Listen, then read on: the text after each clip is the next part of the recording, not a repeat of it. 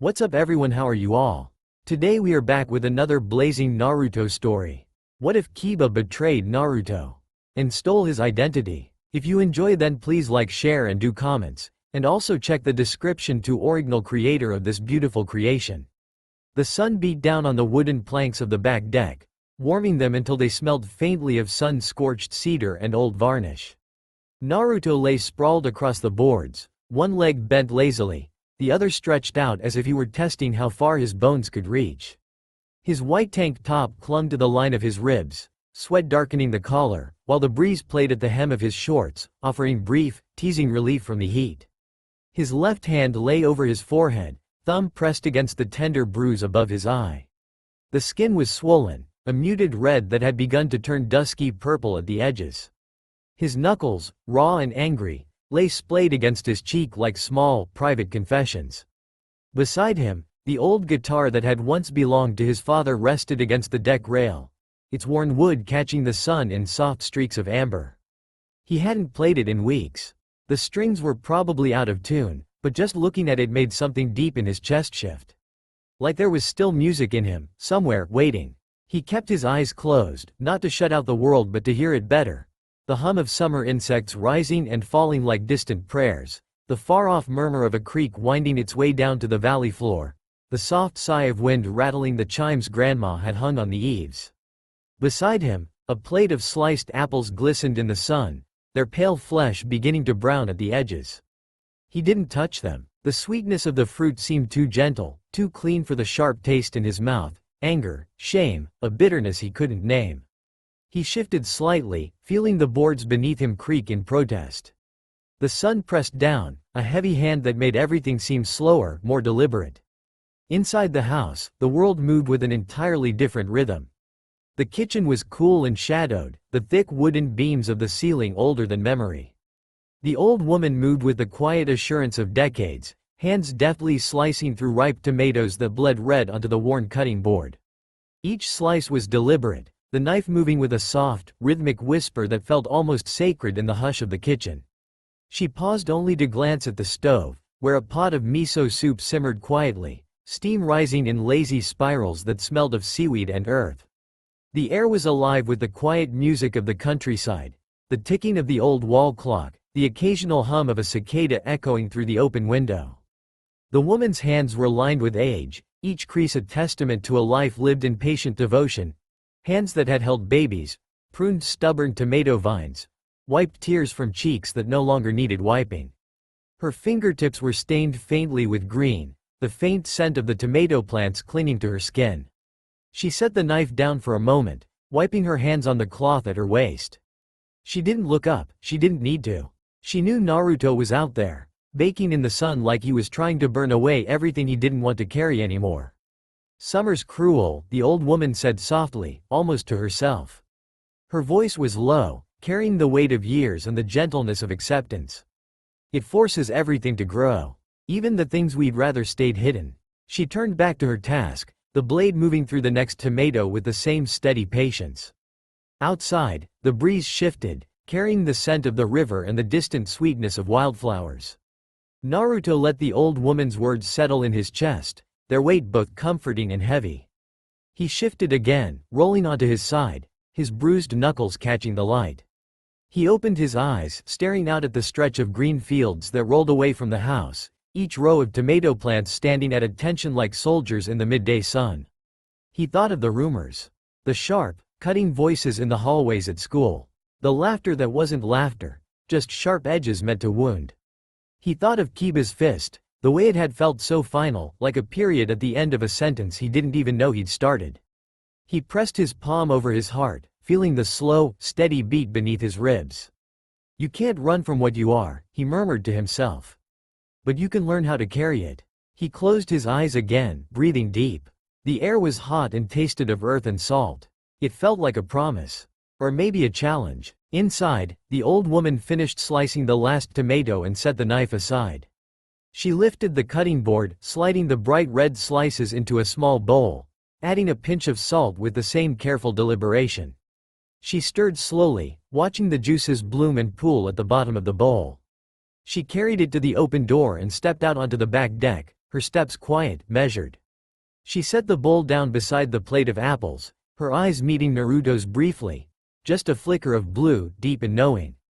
"You hungry, boy?" she asked, his voice calm, unhurried. Naruto opened his eyes, blinking against the sun. "Not really," he said honestly. The old woman nodded, as if he'd expected nothing else. "That's all right," she said. "Sometimes hunger isn't about food anyway." Naruto watched her retreat into the cool shadows of the house, the door swinging shut behind him with a soft click. He stared at the bowl of tomatoes, the bright red slices glistening in the sun like something alive. He reached out finally, fingers hesitating over the rim of the bowl. He picked up a single slice, the skin warm against his fingertips. He brought it to his lips and bit down, the sweetness and acidity exploding across his tongue. He closed his eyes as he chewed, letting the taste of summer fill his mouth, sharp and real and honest in a way that words couldn't be. And for a moment, just a moment, he felt like maybe he could grow too. The sun had begun its slow descent beyond the green slopes, washing the small wooden house in a soft amber glow. The countryside fell quiet with the coming dusk, save for the low hum of cicadas that rose and fell like an ancient chorus. The kitchen smelled of simmering broth and fresh tomatoes, a fragrance as old and comforting as the lines on Grandma Hana's face. Naruto sat at the wooden table, slouched slightly, his bruised knuckles resting against the grainy surface like secret confessions. A faint line of smoke curled upward from the black cherry cigarette balanced in the ashtray near his elbow, its sweet scent mixing with the earthy tang of the tomato stew that steamed between them. His guitar leaned in the corner behind him, worn, battered, waiting.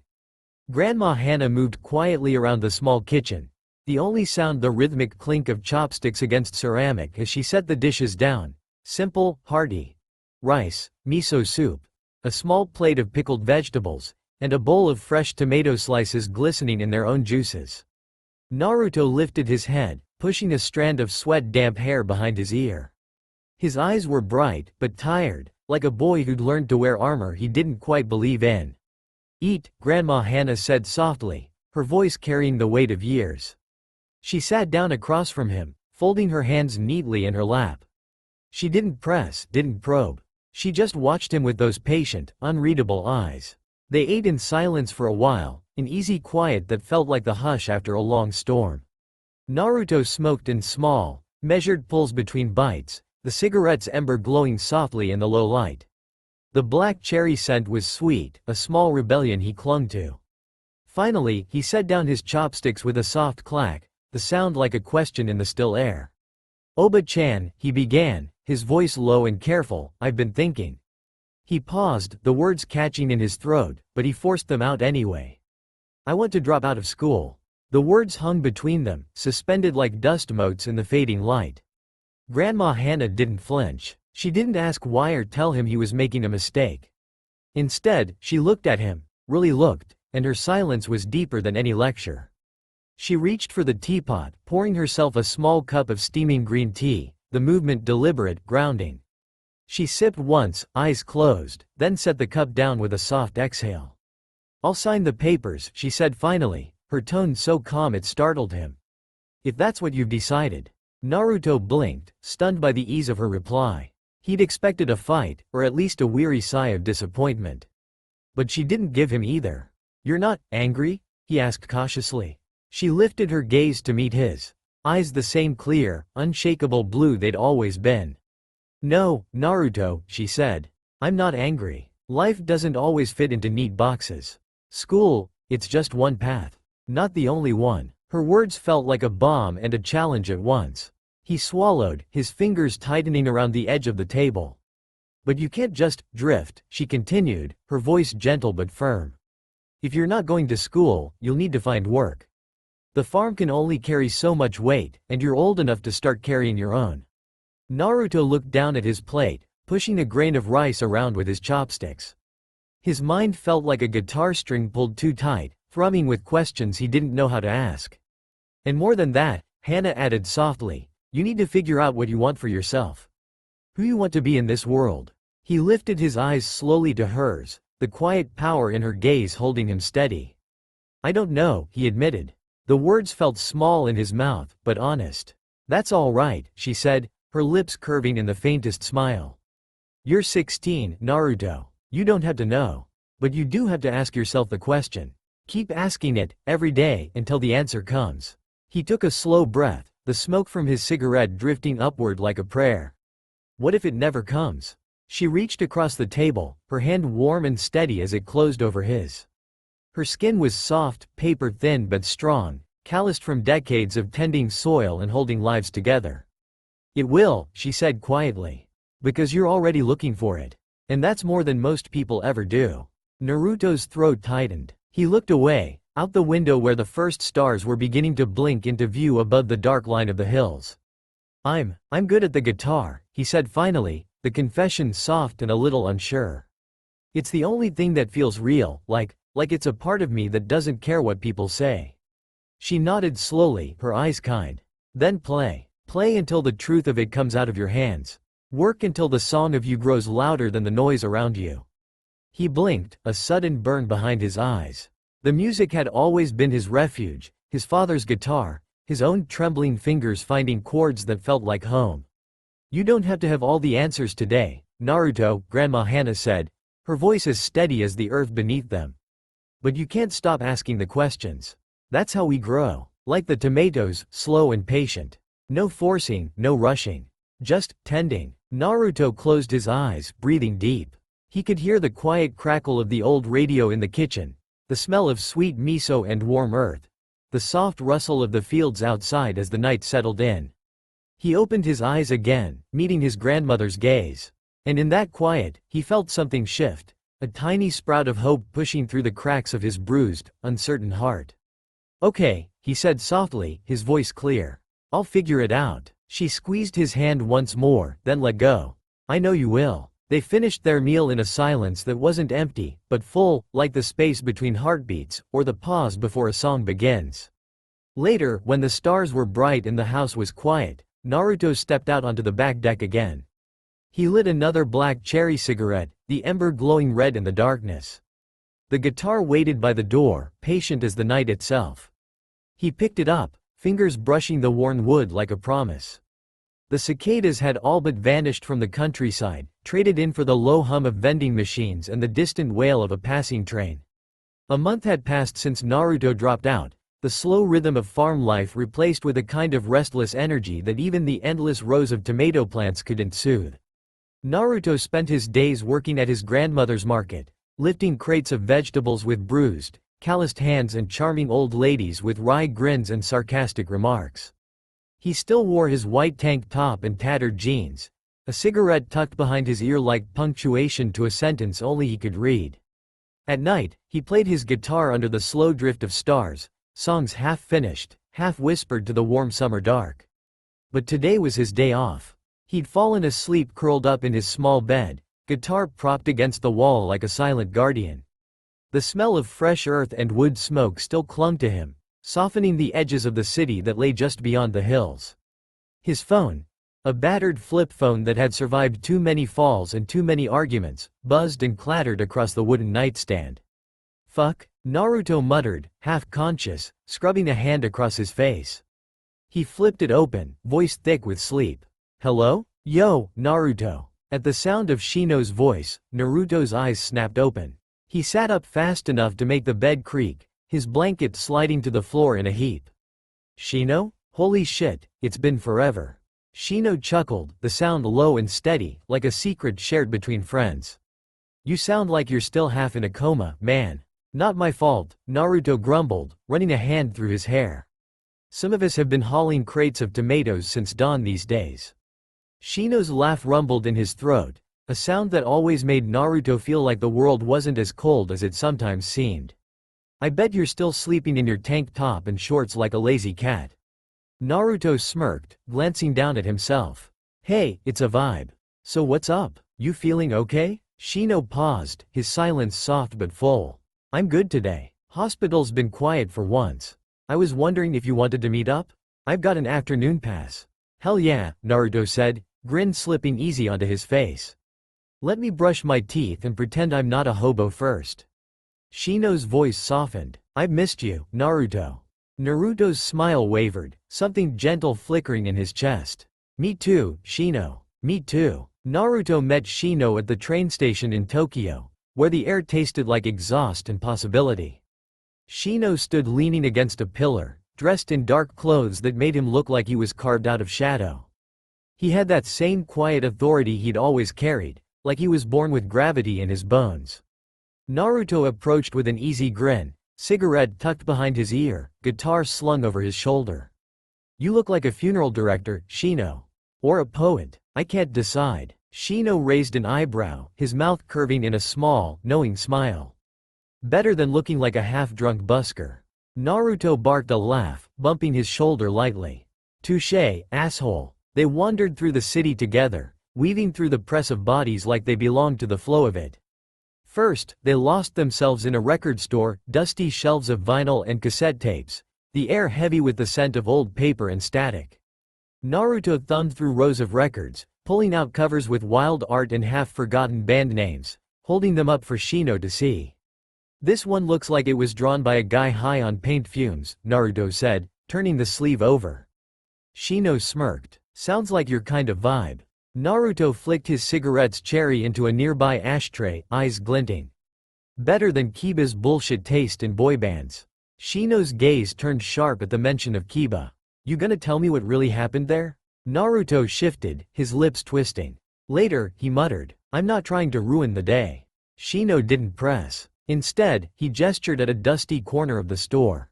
Come on, there's a listening station over there. Let's see if you still know good music. After the record store, they drifted into a comic book shop, Naruto's laughter echoing off the cramped aisles as he flipped through bright pages of heroes and monsters. Shino moved slower, fingers tracing the covers with quiet reverence. You always liked the weird shit, Naruto teased. Aliens and ghosts and all that. Shino shrugged, a faint smile playing at the edge of his lips. Weird shit's honest. It doesn't pretend to be anything else. Naruto tilted his head, something in his chest tightening. Yeah, he said softly. I get that. By dusk, they'd found themselves in a hole-in-the-wall ramen joint, steam rising from cracked bowls, the air thick with the tang of soy and ginger. Naruto slurped his noodles noisily, flicking Shino a grin. I swear this is better than that fancy place you dragged me to last time, he said between mouthfuls. Shino chuckled, his eyes bright. Cheap ramen always wins. You just like anything that doesn't judge you. Naruto paused, chopsticks hovering. And you're gonna act like you're not the same? Shino's smile was small, but it reached his eyes. I don't pretend. Naruto leaned back in his seat, exhaling smoke as he reached for his cigarette pack. That's why you're the only one I still want to hang with. They walked side by side as night fell, neon lights blinking in fractured constellations across wet pavement. Shino moved with quiet purpose, his breathing measured and even, despite the faint pallor of his skin. So, Shino said at last, breaking the easy quiet. What really happened with Kiba? Naruto's jaw tightened. He flicked ash to the side, voice rough. You don't want to know, Shino. I do, Shino said simply, his tone gentle but firm. Naruto's shoulders slumped, and he spoke, but his words were hidden from the reader, swallowed by the hush of the city around them. Shino just listened, his expression unchanged, the steady presence that Naruto needed but didn't know how to ask for. When Naruto finished, Shino shook his head slowly. I never liked that guy, he said flatly. He's always been a storm looking for somewhere to break. Naruto huffed a small, humorless laugh. Yeah, tell me about it. Shino reached out, laying a hand on Naruto's shoulder. I never believed the rumors about you, he said quietly. Not for a second. Naruto swallowed hard, something burning behind his eyes. Thanks, he said softly. That means a lot. Shino gave him a small, understanding smile. You're not the mess people think you are, Naruto.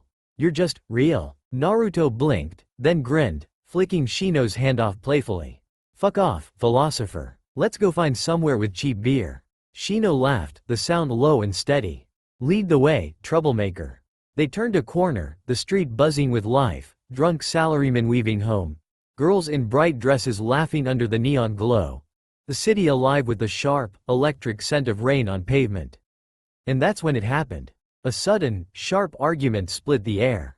Two men, one calm and silent, the other a furious red storm in a hoodie and combat boots. The calm one had hair as dark as midnight, his eyes half-lidded, a flicker of amusement at the edges of his mouth. The angry one had hair the color of fresh blood, his voice a rasp of fury that cracked against the night like a whip. Naruto wasn't paying attention, too busy flicking his cigarette butt into the gutter. He walked straight into the calm one, knocking the other boys slightly off balance. Shit. Watch it, Naruto snapped, instinctively defensive. The red-haired boy turned on him, fury sparking in his eyes. Watch yourself, asshole, he hissed, his voice sharp as broken glass. The hood of his sweatshirt slipped back, revealing a face pale and fierce, eyes lined in black like a warpaint mask. Naruto's brows knitted, jaw tightening. Who the fuck are you supposed to be? He shot back, voice dripping with teenage bravado. The calm one, dark hair, eyes that saw everything, just smiled faintly, his gaze steady on Naruto.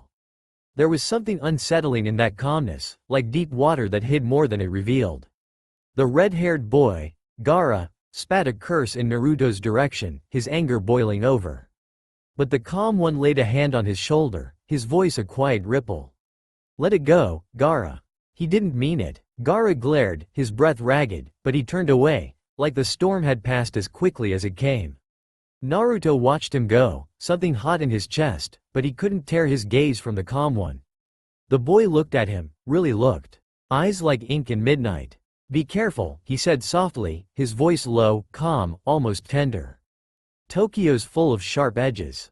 Naruto blinked, something electric running through him. Yeah, he said, voice rough. So am I. The calm boy's lips curved, a secret smile. I can see that. And in that brief moment, amidst the neon and the noise, the promise of music and cigarette smoke, something shifted. Like the world had turned a fraction of a degree, just enough for two broken boys to find the edges of each other. Shino watched quietly, the faintest smile touching his lips. Looks like you found trouble, he murmured. Naruto grinned, his bruised knuckles flexing at his side. Wouldn't have it any other way. The early dawn was already heavy with heat, a slow, smothering warmth that clung to Naruto's skin like an unwelcome embrace. He lay sprawled on his back on the rough wooden boards of the back deck, the world around him painted in gold and dust, Hokkaido's countryside shimmering in the slant of the morning sun. The tomato vines stretched out in neat, patient rows beyond the deck, their green leaves trembling in the faint breeze. Here and there, a blush of red peeked through, tiny hearts of color ripening in the sun. It was a sight that should have felt safe, grounding, proof that the world could still turn and grow and bloom. But to Naruto, it only felt like another promise he wasn't sure he could keep. His father's old guitar lay across his chest, the wood worn smooth by years of calloused hands and late-night strumming. His fingers moved over the strings with the absent grace of habit, picking out a chord that didn't quite land, like he was searching for something in the music he could never find anywhere else. Each note felt like a question left half-answered. Smoke curled up from the black cherry cigarette caught between his lips, the sweet, acrid tang of it filling his lungs with every slow breath. The words of an old Nirvana song echoed in his head, a half-remembered melody that felt truer than any prayer.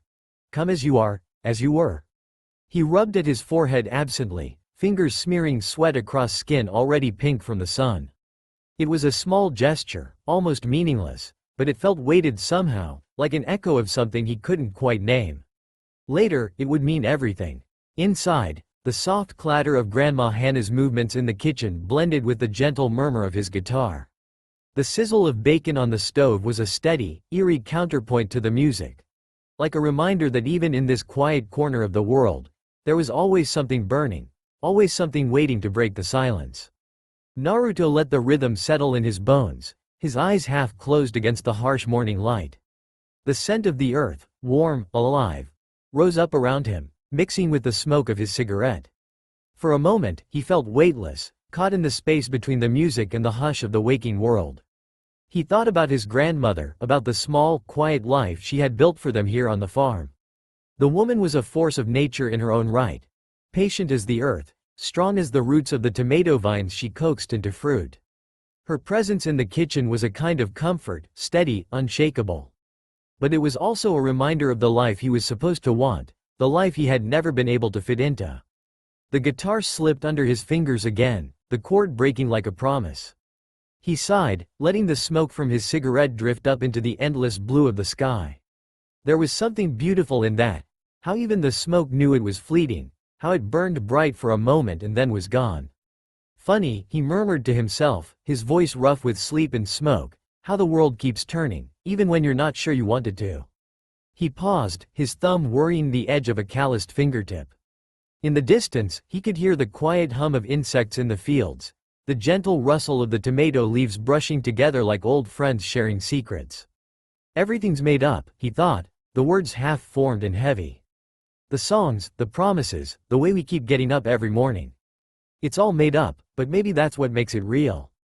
He closed his eyes and let the music wash over him, broken chords and half-sung words, a song half-finished.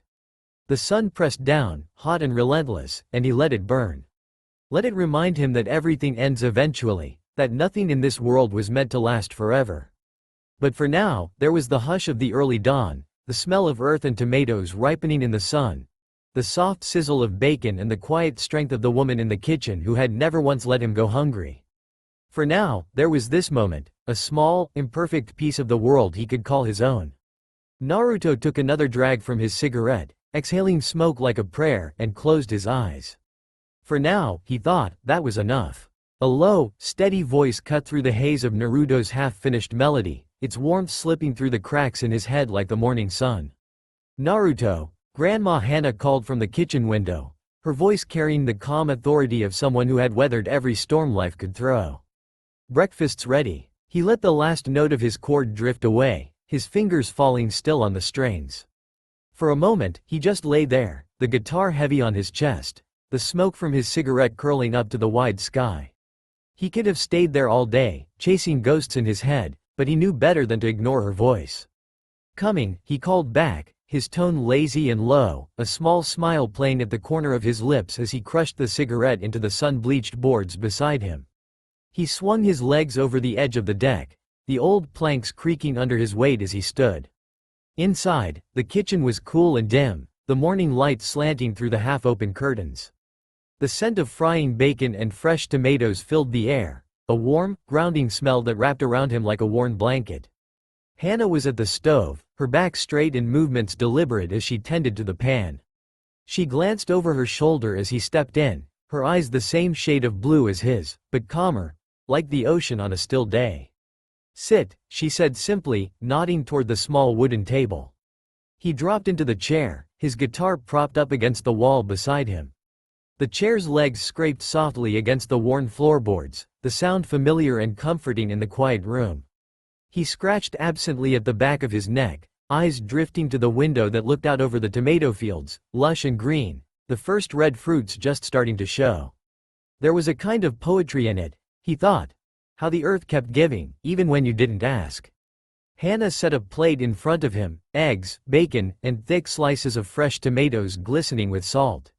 She moved with the quiet grace of someone who had long ago decided what mattered and what didn't. She poured him a cup of coffee, the steam rising in lazy swirls. "Thanks, Grandma," he murmured, his voice soft around the edges. She didn't answer at first, just sat across from him with her own plate, her hands folded loosely around her mug. The silence between them was comfortable, a gentle hush that didn't ask for anything more than just being there. They ate slowly, the only sounds the gentle clink of forks on plates and the distant hum of the summer insects outside. Naruto watched her from the corner of his eye, how she chewed each bite thoughtfully, how she wiped her fingers on the hem of her apron. She was a study in patience, and sometimes he wondered if he'd ever learn that kind of quiet strength. "You've been up early," she said after a while, her tone light but probing. "Bad dreams again?" Naruto shrugged, his lips quirking up in a small, wry smile. "Dreams are just reruns," he said. "Same shit, different night." Hannah gave a soft hum of amusement, her eyes crinkling at the corners. "You always did have a mouth on you," she said. "Your father was the same way, words like knives, but always cutting the truth out of the noise." Naruto let out a quiet laugh, a low, smoky sound that didn't quite reach his eyes. "Yeah, guess I got that from him, then," he said, his fingers drumming lightly on the table. "The rest of me, I don't know. Feels like I'm still trying to figure it out." For a moment, the only sound was the slow ticking of the clock on the wall. Hannah took a sip of her coffee, her gaze steady on him. "You're young," she said simply, her voice gentle but firm. You'll figure it out. Or you won't. But either way, you'll keep moving forward. He nodded, swallowing a mouthful of coffee that tasted bitter and warm. World doesn't give you much choice, does it? He murmured, his tone drifting into that familiar, half-philosophical drawl. Everything's fleeting. Even the things that feel solid. They're all just echoes, you know? Hannah smiled faintly, her fingers tapping once against her mug. Maybe, she said, but sometimes an echo is enough to remind you what the song was. Naruto looked at her for a long moment, the small, cryptic weight of her words settling in his chest like a stone. He wondered how she always knew exactly what to say without ever saying too much. That was her gift, he thought, knowing when to speak and when to let the silence do the talking. Got plans today? Hannah asked finally, her voice calm as she plated more food for Naruto and herself. She set more dishes of eggs, bacon, and sliced tomatoes in front of him, the tomatoes bright and red as fresh blood. Naruto's lips curved in a faint grin, the kind that never quite reached his eyes. Record store, he said. Then, probably gonna see Shino. He paused, the corner of his mouth twitching in that way it did when he was trying not to say too much. He's still stuck in that hospital room most days. Says it's like being locked in a fishbowl, but he's used to it, I guess. Hannah hummed in acknowledgement, sliding into the chair across from him with a mug of coffee cradled in her weathered hands. He's a good friend, she said, her eyes soft but sharp. Always thought that boy had more sense than most. Naruto snorted, his grin widening, his dirty mouth held in check only by the quiet respect he always showed her. Shino's the only one who can keep up with me, he said, picking up a fork and poking at the eggs like they might bite back. Guy's got the calm of a mountain and the mouth of a sailor. Makes it easier to, I dunno, not think too much. Hannah took a sip of her tea, her eyes never leaving his face. You think too much for your own good, Naruto, she said softly. The world's already loud enough without you adding to the noise. He let out a low chuckle, shaking his head. I know, he said. But the noise is the only thing that makes sense sometimes. He picked up a piece of tomato, holding it up to the light, the red flesh almost translucent in the early sun. Everything's temporary, you know, even this. He bit into it, juice dripping down his fingers. It's here, and then it's gone. Hannah watched him with the quiet patience of someone who'd spent her life coaxing things to grow in a world that didn't always care if they did. That's true, she said. But just because something ends doesn't mean it wasn't worth having. Or worth fighting for. Naruto didn't reply right away. He looked down at his plate, the faint smile fading into something softer, something more real. In that moment, the restless, unhinged boy with his dirty jokes and dirty mind was just a grandson, haunted and hurt, but still here. Still breathing. Yeah, he said finally, his voice low and almost reverent. Yeah, I guess you're right. They fell into a comfortable silence, the kind that felt like a warm blanket on a cold morning. No need to fill the space with words when the quiet said enough. Outside, the tomato vines stretched toward the sun, green turning to red in the heat of the day, and the air smelled of earth and promise. They fell back into the quiet after that, the clatter of dishes soft and steady in the warm, heavy air. Naruto ate slowly, the bright taste of the tomatoes a small, vivid reminder of the sun outside. He thought about the fields, about the music that still hummed in the back of his mind, about the ghosts he carried with him everywhere he went. He thought about how everything was always changing, how even the strongest vines would wither and fade, how even the warmest mornings would give way to the cold. And he thought about how, for now, that was okay. Because here, in this small kitchen, in this small moment, he felt like he had a place, if only for a little while. After breakfast, Naruto retreated to the small bathroom just off the kitchen, peeling off his sweat-stained shirt, the faded ink of an old tattoo glinting just above the curve of his hip. The shower was nothing more than a rust-stained stall with a single cracked tile, but the water ran hot, and that was enough. Steam filled the narrow space, curling around him in soft, ghostly tendrils as he stood beneath the spray. His fingers traced lazy patterns in the condensation, the small, familiar rituals grounding him in the moment. He tilted his head back, water sluicing through the messy strands of his hair, and let out a long, low hum, like the echo of a memory. The melody that slipped from his throat was unplanned, haunting and discordant. A wordless song that seemed to fill the space around him, vibrating in the bones of the old house. It was the kind of sound that stuck in the air, lingering like smoke. Shino had once said Naruto's singing voice was like a blade wrapped in velvet, powerful, alluring, and just a little bit dangerous. Naruto didn't think of it that way. To him, it was just noise. A way to carve meaning out of the silence. He turned off the water, steam still clinging to his skin as he stepped out and rubbed a towel roughly over his hair. His reflection in the cracked mirror was almost a stranger. Bruises fading to yellow, the ghost of last night's music in his eyes. He dressed quickly. Tight-fitting black pants that clung to his hips, a battered tee from some long-forgotten band that only a few kids at the record store would recognize. He slipped rings onto every finger, each one a talisman, a memory, some stolen, some gifted, all his. His hair, still damp, fell in tangled waves across his forehead. He let it stay that way, messy, defiant, like he didn't know the world neatness or order.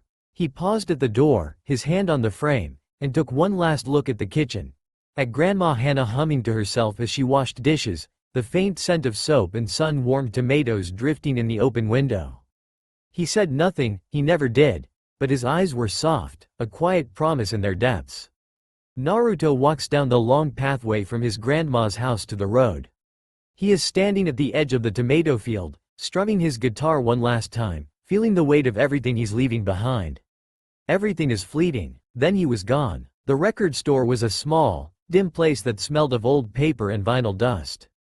Rows of battered albums and half-forgotten cassette tapes stretched out like a labyrinth, the air heavy with the weight of 100 different stories. Naruto drifted through the aisles, fingers brushing over cracked spines and worn-out covers. Music had always felt like a conversation to him, sometimes soft and tender, sometimes loud and ugly. But always honest. Near the back of the store, half hidden under a pile of dog-eared zines, he found it, a small, leather-bound lyric book, the edges burned and blackened like it had survived some private apocalypse. He flipped it open, the pages stiff with smoke and time, the faint scrawl of someone else's pain and wonder scrawled in the margins. He traced one of the lines with his fingertip, the words half burned but still there, like a half-heard confession. There was something about it that felt real, unpolished, like the world was trying to speak to him in a language only he could hear. He bought it without a second thought, tucking it into the inside pocket of his jacket like a secret he'd decided to keep. The train station was a slow-motion blur of motion and static, the air thick with the scent of engine grease and warm bread from the platform vendors. Naruto lit another cigarette, black cherry, always, and let the sweet, acrid smoke fill his lungs as he waited for the train. He watched the world move around him, businessmen in neat suits, children clinging to their mothers' hands, old men reading newspapers like they held the answers to everything. It was a dance he didn't belong to, but he watched anyway. When the train pulled in, he climbed aboard, sliding into a window seat that smelled of dust and long journeys. The leather of the seat was cracked and warm, the faint rattle of the train car a lullaby he'd long since learned to love. He cracked open the lyric book, the faint scrawl of burned lines catching the late morning light. In the window's reflection, he could see his own face, tired but alive, the ghost of that haunting melody still hovering in the back of his mind. As the train lurched forward, the countryside began to blur, green fields giving way to endless stretches of highway and gray city streets. Naruto leaned his forehead against the cool glass, his breath fogging the window. In the hum of the train, in the weight of the lyric book against his chest, he found a small, fleeting peace. Because even in the rush and noise of the world, he knew the truth he carried in every chord he played, every cigarette he burned down to ash. Everything is temporary. Even the pain, even the music. He closed his eyes, the rhythm of the rails a slow, steady heartbeat beneath him. And in that quiet moment, Naruto let himself believe, just for a moment, that maybe he was exactly where he was meant to be. The city never slept, and neither did Naruto. When the train finally groaned into Tokyo Station near midnight, the neon glow of the skyline felt like a second dawn, shadows of dreams and half-remembered prayers flickering on the rain-slicked streets. Naruto stepped off the train, slinging his battered guitar case over one shoulder and lighting a black cherry cigarette as he made his way through the station's maze of fluorescent light and low murmurs. He'd been here 100 times before. Tokyo's underbelly felt more like home than anywhere else. But tonight, it was quieter. The hour belonged to the lost and the restless. Outside, the air was warm and heavy, thick with the scent of exhaust and sweet, rotting fruit from late-night vendor stalls. Naruto walked with that easy, deliberate gait of his, head tilted back to watch the flickering neon signs overhead. He didn't bother with a cab. He liked the walk, the way the city hummed under his feet like a heartbeat. Besides, he knew Shino was waiting.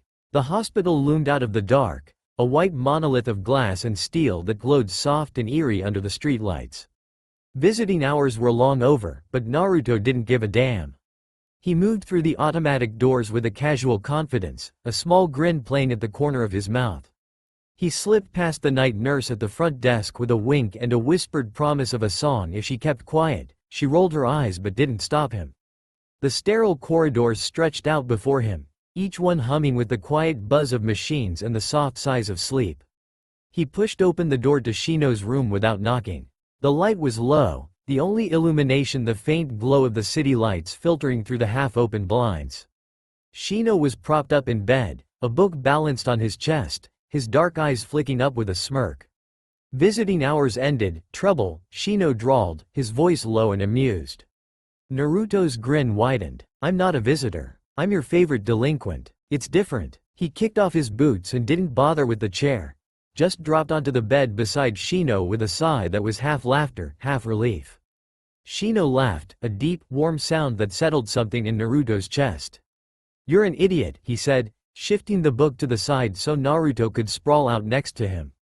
Yeah, but I'm your idiot, Naruto shot back, rolling onto his side to face him. His eyes were bright in the dim light, the smoke of his cigarette curling around them like lazy ghosts.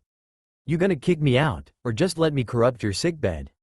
Shino arched an eyebrow, a slow smirk spreading across his lips.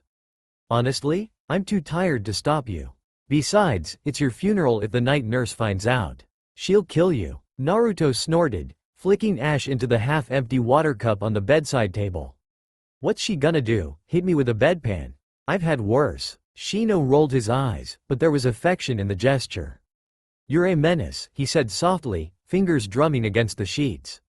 But, I missed you. Naruto's grin softened. I know, he murmured. I missed you too, bug boy. They fell into an easy silence, the kind that only old friends can share. Outside, the city pulsed and flickered, but inside that small, sterile room, everything felt still. Safe. Shino broke the silence first, his voice low and teasing. So what's the plan, huh? You're not just here to stink up my room with that cheap cologne you wear. It's not cologne, it's the smell of living, Naruto said, feigning outrage. Anyway, I'm heading to that record store tomorrow. Thought I'd see if they have anything weird for you. Maybe some band that never even existed. Shino laughed again, shaking his head. You're an idiot, he repeated fondly. But bring me something good. I need new noise. Got it, Naruto said, leaning back against the pillows. He was quiet for a moment, staring at the ceiling.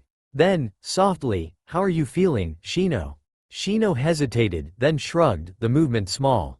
Same old, he said, his tone casual but edged with something quieter. You know how it is. Naruto studied him, eyes narrowing like he was trying to see beneath the skin. Yeah, he said finally. I know. For a moment, the air felt heavy with the weight of unspoken things. Of all the nights Naruto had spent smoking on rooftops, of all the mornings Shino had woken up in a bed that wasn't his, of the quiet, steady heartbeat of a friendship that had seen too much and still held strong.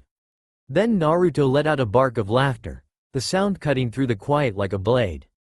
Anyway, he said, voice playful again, scoot over, bug boy.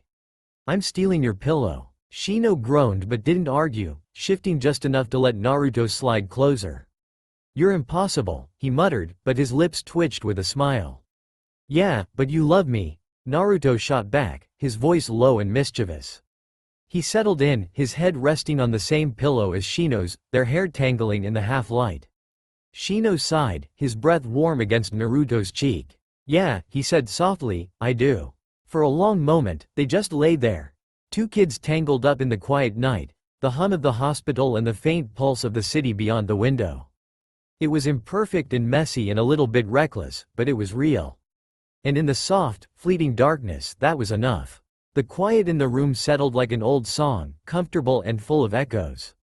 Naruto's head was still on the pillow next to Shino, his breathing slow and heavy, but his restless energy never stilled for long. He turned, propping himself up on one elbow, watching Shino with a lazy grin. "So, what's the deal, bug boy? You hiding contraband in here or what?" Naruto teased, flicking a playful glance at the narrow closet by the window. Shino just rolled his eyes, that small smirk of his tugging at the corner of his lips. "Actually, yeah," he said, his voice soft but full of that quiet mischief Naruto had always loved. "Go look in the closet." Naruto blinked, confusion flickering across his face. What closet? You trying to get me to do your dirty work now, huh?" He poked Shino in the side, drawing out a laugh. Shino let out a low chuckle, his voice still light but his eyes steady. "Just open the damn closet, Naruto," he said. "Trust me." Naruto squinted at him, feigning suspicion. "This isn't some horror movie shit, right? I'm not about to open the door and find a clown or a dead body, am I?" His grin was wide and wild, but there was a flicker of curiosity beneath it. Shino just smirked, his gaze steady. "Just open it, idiot." Naruto pushed himself up off the bed, the sheets tangling around his hips as he swung his legs to the floor. Fine, he muttered dramatically. "If I die, you're writing my eulogy. Make it poetic." He padded barefoot across the room, the cool tiles sending a small shiver up his spine. He paused in front of the closet, hand hovering over the knob. With a quick glance back at Shino, who was just watching him with that calm, unreadable expression, Naruto took a deep breath and yanked the door open. Inside, hanging like a dark star in the soft glow of the room's lamp, was a guitar that seemed to drink in the light. Black flames licking up the body, the design elaborate and almost alive. The neck was etched with small, silver runes, the kind of detail that spoke of both artistry and obsession. Naruto's breath caught in his throat. He reached out, fingers trembling as he touched the smooth, polished wood. "Holy shit," he whispered. "Whose is this?" Shino's voice was soft, but there was something in it, a weight, a promise. "It's yours," he said. Naruto turned to him, his eyes wide. "Bullshit," he said, half laughing, half shocked. "You're lying. There's no way." Shino let out another laugh, deep and warm. "You're such an idiot," he said, his voice edged with affection. "It's yours, Naruto. Call it a graduation present. For the guy who never bothered with school in the first place." Naruto's mouth fell open. He stared back at the guitar like it was something holy, something he'd never even dared to dream of. "Shino, what the fuck, man?" His voice cracked, the words small in the quiet. Shino shrugged, his smirk softening into something more tender. "You've always said music was the only thing that made sense to you," he said. "So, consider it an investment. In your chaos." Naruto swallowed hard, his throat tight. "You're such a fucking idiot," he whispered, blinking fast as tears pricked at the corners of his eyes. "You know I don't deserve this." Shino's smile was small and soft, his voice low. "Naruto," he said, just his name, but it carried the weight of every night they'd spent talking about dreams they were too afraid to say out loud, every time Naruto had shown up bruised but still standing. "You deserve it, even if you don't see it yet." Naruto let out a shaky laugh, a tear slipping down his cheek. "You're such a fucking poet, you know that?" he said, voice thick but full of that familiar spark. "I should punch you for making me feel like this." "Go ahead," Shino said lightly. "But if you break my ribs, you're carrying me to physical therapy next week." Naruto let out a low laugh, his chest tight as he took the guitar down from the hook. It was heavier than he expected, the weight of it settling into his arms like it belonged there. He ran his fingers over the strings, feeling the promise in them, the music, the fire, the echo of something he couldn't name but felt in his bones. Then, without another word, he turned back to Shino and dropped the guitar to the floor with a gentle thud. He climbed back onto the bed, wrapping his arms around Shino and pulling him close in a hug that was all elbows and desperation and something deeper than either of them ever said out loud. Shino let out a breathless laugh, his arms sliding around Naruto's waist. "You're such a fucking sap," he murmured, but his voice was warm and full of quiet affection. Naruto just buried his face in Shino's shoulder, his breath warm and unsteady. "Yeah," he whispered, "but only for you, bug boy." For a long moment, they just stayed like that. Two kids in the dark, the world outside slipping away as the city hummed around them. In that quiet room, with the weight of the guitar still lingering in the air, Naruto felt something he hadn't felt in a long time. Shino shifted, the quiet gleam of mischief in his eyes catching the pale light of the hospital hallway. "Let's go up to the roof," he murmured. "I want to hear you rip. Hear that eerie voice of yours echo off the skyline." Naruto laughed, his grin crooked and bright as he leaned over Shino, brushing a hand across the older boy's hair. "Damn, you're demanding tonight," he said lightly. "What, you need a live show to keep you awake in this boring-ass place?" Shino just rolled his eyes, a faint smile softening the lines of his face. "Shut up and go. The world's asleep, and I'm tired of the silence." Naruto's laugh was low, dark, and threaded with something tender. All right, he drawled. "But you better not start swooning like some teenage groupie when you hear me, Shino." They slipped out of the hospital room like shadows, moving through the darkened halls with the easy confidence of old conspirators.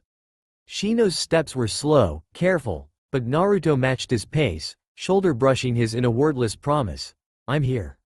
The stairs were cold under Naruto's boots as he led the way up, the air growing sharper with every step, the faint taste of rain in the wind that slipped through the cracks of the old building. When they finally pushed open the heavy door to the rooftop, the night opened up before them, a sprawl of Tokyo's neon glow, restless and endless. Under a tattered canvas, half hidden in shadow, sat an amplifier and a pair of battered old speakers. Shino leaned against the rail, his breath fogging in the cool air, eyes trained on the city's pulse. "Go on," he said softly. "Show me." Naruto smirked, rolling his shoulders back as he sat up. He ran his hands over the smooth black flames of the guitar, the weight of it grounding him. He took his time, fingers deft as he tuned each string, the soft, dissonant pluck of sound blending with the low hum of the city below. Shino watched him, his lips quirking as he took in the mess of Naruto's hair, the battered band tee clinging to lean muscle, the worn rings on his fingers. "You look like a fallen angel up here," he said dryly. Naruto shot him a look over his shoulder, laughter in his eyes. "I'll take that as a compliment," he said. "Now shut up, bug boy. I'm about to wake the dead." He strummed the first chord, low, slow, a single note that hung in the air like a held breath. The sound was haunting, slipping through the quiet rooftop like a ghost in the dark. Then he found the rhythm, each note building on the last, growing louder, more urgent, until it wasn't just music, it was a howl against the night. Shino shivered, goosebumps prickling up his arms as Naruto's voice joined the guitar. Low at first, like a secret confession, then rising, raw and ragged and impossibly beautiful. It was a voice that didn't just sing, it bled. Each word was a wound, each note a promise.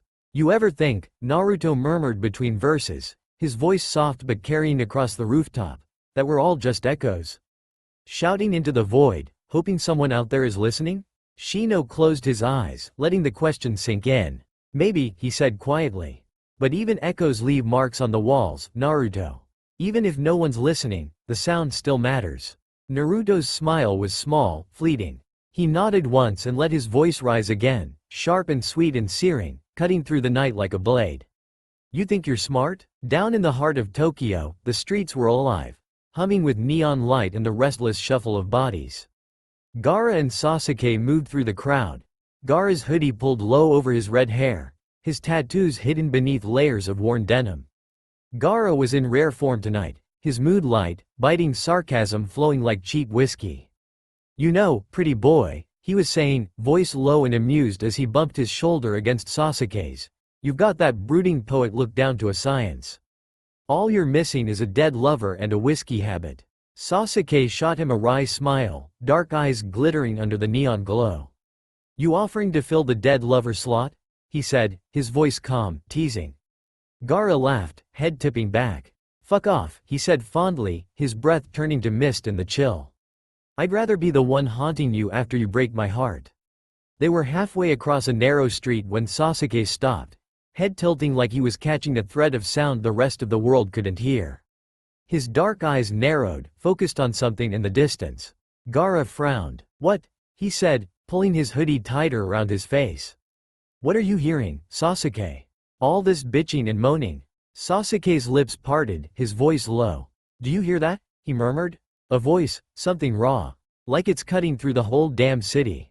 Gaara paused, listening. The usual din of traffic, the shuffle of footsteps, the low murmur of half-drunk lovers and lost souls, but no music. No, he said quietly, shaking his head. I don't hear anything. Sasuke's brow furrowed. You wouldn't, he said softly, almost to himself. It's not for everyone. He glanced back at Gaara, his dark gaze unreadable. Come on, he said finally, that small, secret smile tugging at the corner of his mouth. Let's see if we can find the echo. Gaara just raised an eyebrow, his heart suddenly beating too fast in his chest. You're acting weird, he said, but he followed anyway, drawn to the quiet certainty in Sasuke's voice. The promise of something waiting in the shadows of the night. Elsewhere, Shikamaru strolled through a quieter part of the city, a cigarette between his fingers. He stopped mid-step, the distant strains of Naruto's song reaching his ears. He took a deep drag, exhaling slowly as a smile tugged at the corners of his mouth. Now who is that? Simon, it's killing me. Above them, on the rooftop, Naruto's voice rose in a final crescendo, haunting, wild, a song for the ghosts of the city. Shino watched him with wide eyes, the sound of it sinking deep into his bones. When the last note faded, the silence was heavy and electric. Shino let out a slow breath, a small smile tugging at his lips. You're a fucking force of nature, Naruto, he said softly, voice warm with awe. Naruto turned, his grin crooked, eyes bright with something fierce and fleeting. Nah, he said, his voice low and musical. I'm just trying to make the world listen, before it forgets me. Shino's smile was soft. The world won't forget you, he said simply. Naruto just laughed, a quiet, broken sound, and looked back out over the city. Tokyo spread out beneath them, bright and endless. Maybe, he said, but for tonight, this is enough. And with that, he let the guitar fall silent, the echo of the last note lingering in the quiet night like a promise. The sun hadn't fully risen yet, but Tokyo was already wide awake. Outside the open balcony doors, the city's early morning symphony rose, honking horns, clattering delivery carts, the distant hum of trains. The breeze that drifted in was soft, carrying with it the smell of exhaust, warm asphalt, and something faintly sweet, like the last breath of night lingering in the dawn. Naruto lay stretched out on the guest bed in Shino's apartment, white sheets tangled around his legs.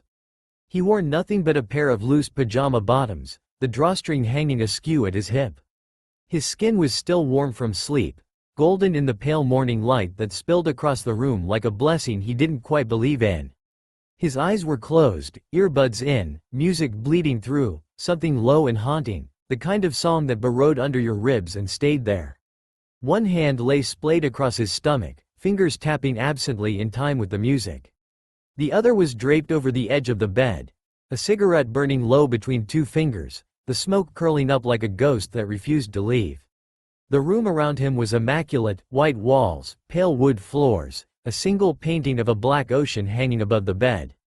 The guest room felt more like a sanctuary than any hospital bed ever could, but Naruto still found it strange, how Shino, who spent more time under fluorescent lights than natural ones, had carved out this quiet, sunlit space for himself. He'd always given Shino shit about it. Why the fuck do you even have an apartment, bug boy? He'd said once, half laughing, half serious.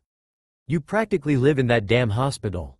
Shino had just given him that calm, unreadable smile, the one that said he saw everything but wouldn't bother explaining it.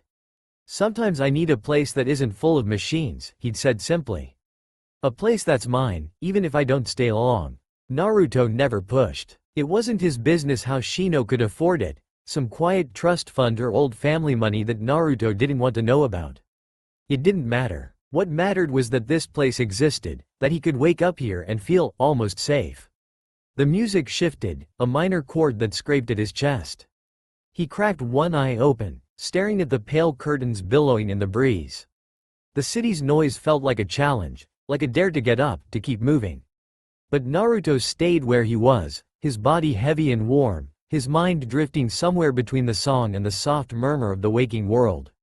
He thought about Shino, about the quiet strength that always felt like a lighthouse in the dark. About how he never asked for anything, even when the world demanded everything from him. About how he could build a place like this and never brag about it, never let it become another weight to carry. Naruto let out a slow breath, smoke drifting from his lips. Fucking beautiful, Shino, he murmured to the empty room. And you don't even see it, do you? Naruto eventually stirred from the warm hush of the guest room, the music in his ears fading to static as he pulled off the battered headphones and let them drop onto the bed. The faint morning light had grown into a full chorus of color, the city beyond the open balcony doors alive with noise and promise. He padded barefoot into the small kitchen, the cool floor tiles a jolt against his skin. Shino's apartment was as neat as it was quiet, everything in its place, the clean lines and muted colors a soft contrast to the constant mess of Naruto's mind. He opened the fridge, scanning its modest offerings: eggs, tomatoes, a small block of tofu wrapped in paper. He pulled them out with a kind of reverence, setting them on the counter like he was about to build something sacred from these simple pieces of life. The small gas burner hissed to life under his hands, and he cracked the eggs with quick, practiced movements. The smell of sizzling yolk and fresh tomato filled the air, a warm, comforting scent that reminded him, just faintly, of the breakfasts Grandma Hannah used to make on slow, quiet mornings back home. As he stirred the eggs into a loose scramble, he let his mind drift. The burnt lyric book lay open on the small kitchen table, its singed pages catching the light like old secrets. Naruto flipped through it absently, the words half burned and broken, but still there, like echoes of a song that refused to die. His leg bounced beneath him, restless, the scrape of the chair against the floor a soft punctuation to the low hum of the burner. He read the lyrics in snatches, mouthing the phrases under his breath like prayers he didn't quite believe in. We were fire, but even fire turns to ash. He paused, fork tapping against the plate, his eyes narrowing. The songs felt unfinished, like whoever had written them had stopped mid-breath, too scared or too tired to finish the thought. Naruto understood that feeling, like the words were stuck in your throat, too heavy to spit out. He took a bite of the scramble, the bright taste of tomato cutting through the soft weight of egg and tofu. He ate slowly, savoring the small, quiet moment, the way the heat of the food seemed to ground him in his own skin. Then he reached for a pen, an old, half-dried-out thing he found in the drawer next to the fridge, and started a list on the back of a napkin. Look for a job, hit the music store, find something for Shino.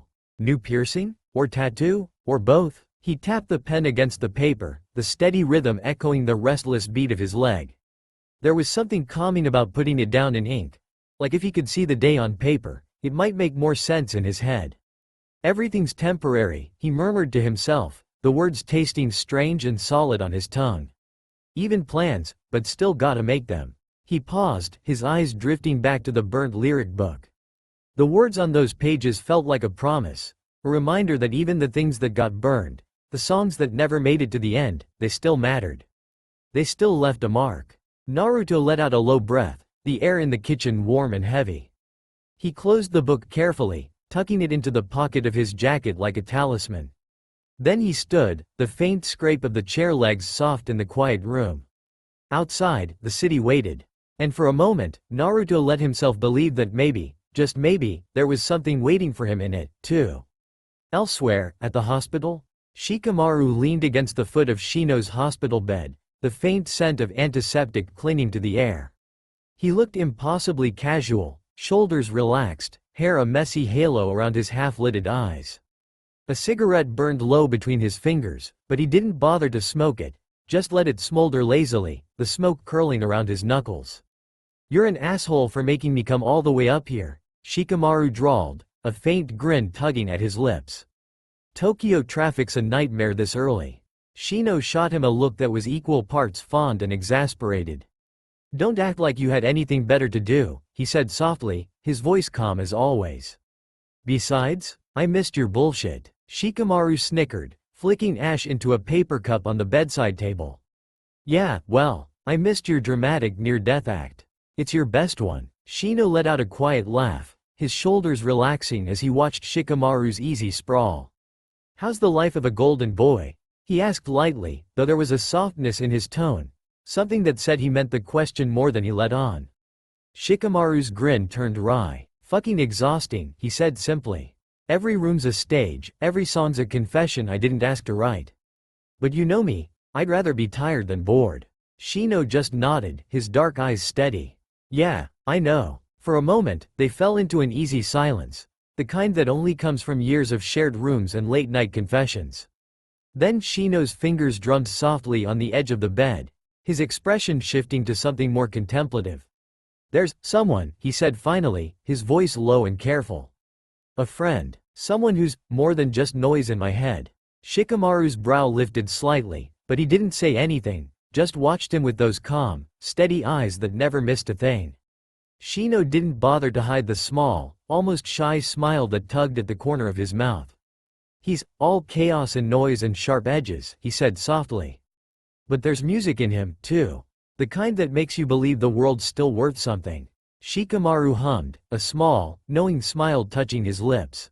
"You're talking about that blonde kid, huh? The one with the voice like it's been dipped in whiskey and broken glass." Shino's dark eyes met his, and for a moment, there was no pretense between them. "Yeah," he said simply. "Him." There was a weight in the silence that followed, an understanding that didn't need words. Then, with a quiet seriousness that didn't quite fit his usual lazy grin, Shino reached under his pillow and pulled out a small cassette tape. The label was handwritten, the ink smudged and hurried. "Here," he said, handing it to Shikamaru. "It's him. His music. I want you to hear it." Shikamaru took the tape, turning it over in his fingers. His expression was thoughtful, the faintest flicker of something like respect in his eyes. "You really believe in him, huh?" he said softly. Shino's gaze didn't waver. "Yeah," he said, "I do." For a moment, Shikamaru just looked at the tape. Then at Shino, his cigarette burning low in the quiet room. "All right," he said finally, his tone gentle. "I'll listen." And in that simple promise, the room seemed to hum with something bigger than just the two of them, a quiet vow to carry the weight of someone else's music, even when the world was too loud to hear it. The city was already alive with noise by the time Naruto stepped out of Shino's apartment, the early sun slanting down like a slow exhale against the crowded streets. He paused on the threshold for a moment, the smell of asphalt and exhaust, fried dough and sweet smoke swirling around him. Tokyo felt like a half-drunk symphony, discordant, beautiful, and so loud it threatened to drown out everything else. Naruto pulled a cigarette from the crumpled pack in his back pocket, flicking the lighter with quick, deft fingers. He took a long drag, letting the sweet, acrid bite of black cherry fill his lungs before exhaling a slow ribbon of smoke that curled above his head like a whispered prayer. Then he started walking. He moved through the streets like he owned them, boots scuffing on the cracked sidewalks, shoulders loose, head high. His eyes flicked from face to face, catching snatches of stories in every tilt of a head, every quiet, desperate gesture. He was good at that, seeing the ghosts in people, even when they tried to hide them. At a street corner, he paused to watch a group of old men playing shogi under a battered awning, their voices low and rough as gravel. One of them looked up at Naruto, a single brow raised in silent question. Naruto just smirked around his cigarette, the corner of his mouth twisting in a way that said, "I see you, old man. Play your game." Further down, he stopped at a food stall run by a woman with weathered hands and a voice that sounded like it had smoked 1,000 cigarettes too many. She was flipping okonomiyaki on a griddle, the scent of cabbage and pork thick in the air. Naruto ordered one, voice low and playful, leaning in to watch her work. "You always get the good shit," he said, his tone half teasing, half sincere. "What's your secret, Grandma?" She shot him a sideways look, lips curling into a wry smile. "Secret's in the hands, kid. Everything else is just noise." Naruto let out a low laugh, the sound easy and warm as he took the hot pancake wrapped in greasy paper. He walked away chewing slowly, the flavors sharp and grounding, the grease slick on his fingers. He liked that. It felt real, unvarnished. He paused by a small shop window, the glass smeared with fingerprints and the sun hitting the display of vintage shirts and ripped denim just right. He went in, fingers drifting over the racks with the absent grace of a man who lived in second-hand clothes. He picked out a battered black tee with some obscure punk band's logo half cracked and faded, and a pair of ripped jeans that looked like they'd already survived a war. The girl at the counter gave him a look, equal parts wary and curious. "You know that band?" she asked, tilting her head as she rang him up. Naruto shrugged, his grin crooked. "Doesn't matter if I know him," he said. "Clothes are just stories someone else started. I'm just borrowing the chapter." She smiled, handing him the bag with a small nod. "Yeah," she said softly. "I like that." He stepped back out onto the street, the city's rhythm thrumming in his bones. Every block was another song, another note in the endless, messy symphony of Tokyo. His last stop was the music store, a cramped little cave of stacked vinyl and half-forgotten cassette tapes. The air smelled of old paper and something sweet and dark, like the memory of spilled whiskey on a piano's wood. He drifted through the aisles, fingers brushing over album covers like they were skin, searching for something that felt right. He paused at a bin of old tapes, the worn cardboard sleeves speaking to him in half-lost whispers. He found one that looked promising, handwritten track list, no label, no clue. He held it up to the light, smirking to himself. "Yeah," he murmured. "This one's for you, Shino." He paid in cash, the clerk's eyes flicking up in brief curiosity at the battered boy with the bruised knuckles and the wry smile. Naruto didn't bother explaining. Some things were meant to stay secrets. Back on the street, he lit another cigarette, leaning against the brick wall of the store for a moment. The sun was higher now, washing the world in a haze of gold and heat. He could feel the city breathing around him, every heartbeat in sync with his own. He thought about Shino, about the quiet way he looked at him, like he was some song that only he could hear. About how Shino's voice had that soft, dry humor even when everything else felt like it was falling apart. "You ever think that echoes matter?" Naruto let out a low breath, the smoke curling around his lips. "Yeah," he said to the empty street. "I think they do." He flicked the cigarette away, watching it arc and fade into the gutter. Then he pushed off the wall and started walking, the weight of the city settling into his shoulders like a challenge he was more than willing to take. He ended up at a small tattoo shop he'd seen in a half-dream once. Red neon sign buzzing, the inside all dark wood and soft music. The artist was a woman with tired eyes and a smile that felt real, and she didn't flinch when he said what he wanted. "A red spider lily," he said, his voice low and certain. "On my left hip. And, fuck it, let's do piercings too." She raised an eyebrow, but her smile never wavered. "You're sure?" she asked, her tone calm, but there was a glint of curiosity there, like she wanted to see what kind of story he was carving into his skin. Naruto smirked, the challenge in his eyes. "Everything's fleeting," he said, his voice a rough, almost tender echo. "Might as well make it beautiful while it lasts." The needle bit into his skin with a sharp, electric clarity, and he let it anchor him, each line of ink another word in the story he was writing on his body.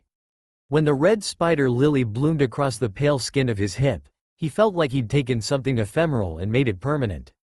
Like he'd stolen a moment from the world and forced it to remember him. The piercings were a different kind of burn, quick and hot, a flash of pain that felt like defiance.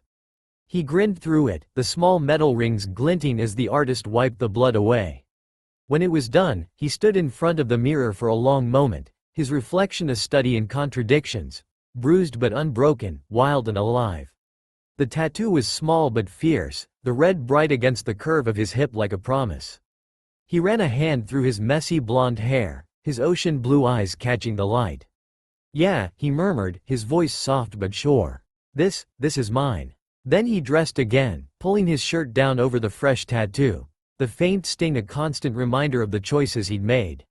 He stepped back out onto the street, the city swallowing him up in its noise and light, and for a moment, just a moment, he felt like he was exactly where he needed to be. The train to the heart of Tokyo rattled beneath Shikamaru's feet, the city's morning pulse thrumming in every turn of the wheels. He leaned back against the cold window, earpods snug in his ears, his half-lidded gaze fixed on the skyline blurred by fog and motion. The cassette tape that Shino had slipped him the night before, worn and almost conspiratorial in its battered sleeve, played softly in his ears.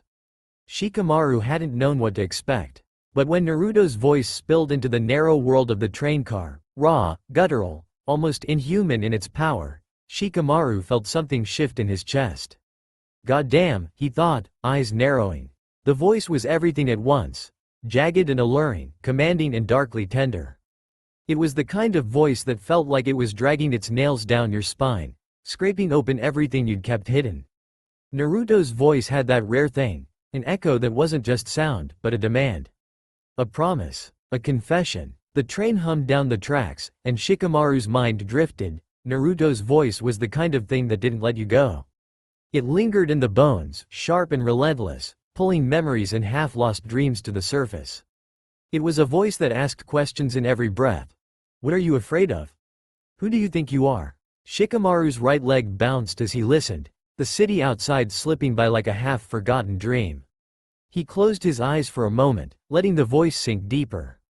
It was eerie, almost haunting, like a ghost that had decided to speak in music instead of silence. This kid, he thought, a slow smile tugging at the corners of his mouth. He doesn't even know what he's carrying inside him. When the song ended, abrupt, cutting, Shikamaru pulled the earpods out slowly, the echo of that voice still vibrating in the back of his mind like a secret no one else could hear. He slipped the tape back into his jacket pocket, his thumb running over the cracked plastic with a kind of reverence. "Damn, Naruto," he murmured to himself, shaking his head as he stepped off the train and into the brisk morning air. "You're going to set the world on fire." The walk to Code Entertainment's building was a blur of neon signs and the smell of fresh bread from vendor carts. Shikamaru moved with his usual lazy grace, shoulders loose, cigarette dangling from his lips as he crossed the intersection. But his mind was sharp, already weaving Naruto's voice into the tapestry of possibilities he was carrying to that day's meeting. The lobby of Code was all sleek marble and polished chrome, an empire of sound and image. Shikamaru paused at the revolving doors, taking one last drag from his cigarette before flicking it away. He exhaled slow, the smoke rising like a question he didn't want to answer. Inside, the air was heavy with the muted roar of the city outside and the quiet thrum of creativity. Voices murmuring over chord progressions, the distant strain of someone warming up on an electric piano. He padded down the hall toward the main meeting room, the tape of Naruto's voice still warm in his pocket. But as he turned the corner, he caught the unmistakable edge of something more volatile, a storm brewing just behind the glass doors. Gaara's voice sliced through the air first, sharp, ragged with fury. "Are you fucking threatening to let me go?" he was shouting, his lean frame coiled tight with that dangerous energy that made everyone else hold their breath. Across from him stood Itachi, Code's CEO, calm and collected, his dark eyes unreadable. "Your behavior is becoming a liability, Gaara," Itachi said, his tone low and even. "You're talented, but that doesn't excuse everything." Itachi's reply was low and measured, his tone as precise as a scalpel. "I'm telling you that your behavior is unacceptable, Gaara. You've been late to rehearsals, you're drinking yourself half to death, and your attitude is making this entire team suffer. You're a liability." "Fuck you," Gaara snarled, his eyes wild. "You want perfect little robots? Go find someone else. I'm not gonna fucking bow down to your rules, Itachi. I'm not a fucking puppet." Shikamaru's lips parted, his easy calm never fading as he pushed the doors open and stepped inside. Sasuke was there too, standing off to the side, his dark eyes watchful and almost resigned, like he'd seen this dance too many times before. Gaara's pale green eyes were blazing, his hoodie pushed back, red hair a tangle of fury. "You're full of shit, Itachi," he snapped, voice cracking. "You think you can just cut me loose like I'm nothing?" Itachi's jaw tightened slightly. "I'm not here to coddle you, Gaara," he said, his tone still calm but carrying that quiet finality that made even the air around him feel like it was holding its breath. "I'm here to make sure this label doesn't burn down around your self-destructive bullshit." Shikamaru stepped in closer, his voice a lazy drawl but his eyes sharp as glass. All right, he said, holding his hands up. "Let's not turn this place into a mosh pit, okay? Gaara." Gaara turned on him with that wild light still in his eyes. "Don't," he snapped, his voice a low growl. "Don't fucking play mediator, Shikamaru. You're not my babysitter." Shikamaru let out a soft sigh, his smile wry but patient. "I'm not trying to be," he said calmly. "But if you keep tearing yourself up, you're gonna have nothing left to sing with. You know that." Gaara's eyes softened for just a moment, just long enough for Shikamaru to see the hurt underneath the anger, the flicker of something that almost looked like fear. But then he shoved it away with a snarl, shoving Shikamaru back hard enough to make him stumble. "Fuck all of you," Gaara spat, his voice breaking. "I don't need this. I don't need any of you." He spun on his heel, shoving past a group of nervous interns in the doorway, and stalked out of the room. The silence he left behind felt like a dropped match, hot and dangerous in the quiet. For a long moment, no one moved. Shikamaru straightened, brushing off his shirt with a faint frown. Sasuke let out a slow breath, his dark eyes flicking to the door Gaara had disappeared through. "Let him cool down," Shikamaru said softly, his voice low but sure. "He'll come back when he's ready." Itachi nodded, his eyes still cool and watchful. He'd better, he said. Because if he doesn't, this isn't going to end the way any of us want. Shikamaru let out a slow breath, his eyes lingering on the empty doorway before glancing at Itachi. You know he's not gonna let this go, he said, his voice soft but edged with a quiet warning. Itachi's expression didn't change. He doesn't have to, he said simply. But he does need to remember that there are consequences for everything. Sasuke shifted, his dark gaze flicking to Shikamaru. There was something in that look, unspoken, a kind of question he didn't need to voice. Shikamaru just gave a small, weary nod. I've got it, he said. I'll talk to him. He didn't mention the tape in his pocket, didn't say a word about the voice that still echoed in his head like a promise. Some things needed the right moment to be shared. And Naruto's voice? That was a fucking revolution waiting to happen. For now, he slipped his hands into his pockets, his mind already spinning with the quiet possibilities that came with every raw note Naruto had sung. He'd keep it close, let it settle in his chest like a secret flame. Because he knew, Naruto wasn't just another kid with a guitar. He was a storm waiting to break. And Shikamaru was going to make damn sure the world was ready for him when it did. The boardroom's aftermath hung over them like a phantom long after Gaara stormed out. Shikamaru excused himself with a lazy smile, but his eyes were sharp and distant. Sasuke followed without a word. He'd always known when Shikamaru needed air more than company. They found a quiet corner of the rooftop patio outside the office, the city's pulse muted by the high walls and the hush of early morning. Shikamaru lit a cigarette with steady fingers, the flame flickering in the slight breeze. He offered one to Sasuke, who declined with a faint shake of his head, instead leaning back against the railing with that easy, patient calm that seemed to coat his skin like armor. For a moment, neither of them said anything. The smoke curled lazily in the space between them, soft and bitter, a thin veil to hide the weight of the conversation waiting to be had. Shikamaru finally spoke, his voice low and even. That's the fifth band to kick him out, he said, his tone more resigned than surprised. Fuck. Sasuke didn't look at him, his eyes fixed on the skyline, Tokyo's towers of glass and steel bathed in the pale glow of dawn. He's a wildfire, Shikamaru, he said quietly.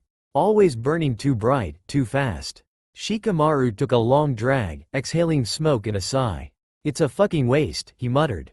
He's got enough talent to fill the sky, but he's burning it all down just to feel alive. Or to feel nothing, Sasuke said, his voice a soft echo. It's hard to tell with him. Maybe both. The silence stretched again, but it wasn't heavy, it was a kind of lull, a space to breathe in the noise of the world. Shikamaru tapped ash from the end of his cigarette, his brow furrowing as he watched the embers fade. How'd he even end up like this? He asked, his voice quiet but edged with frustration. Drugs, booze, he wasn't like this before. Not when we were kids. Sasuke stayed quiet for a long moment, his eyes shuttered and distant. When he finally spoke, it was with a kind of measured honesty. People like Gaara, they're born with the kind of fire that either makes them legends or burns them alive.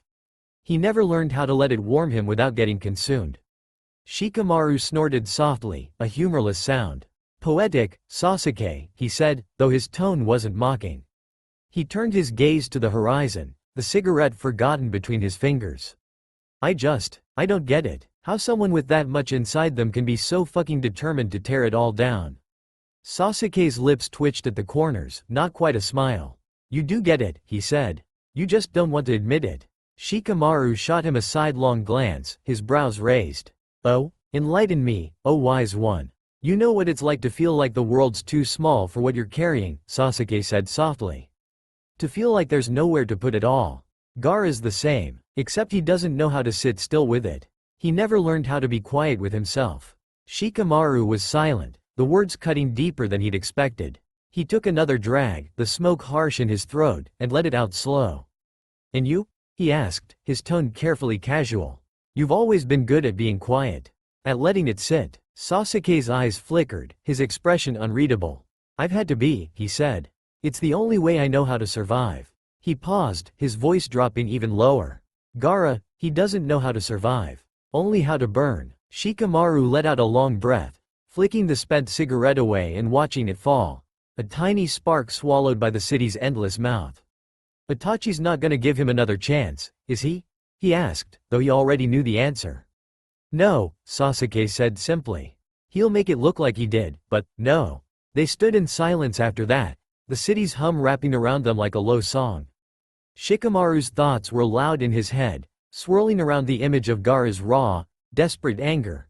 The wildness in his eyes. The way his voice cracked like a note played too hard.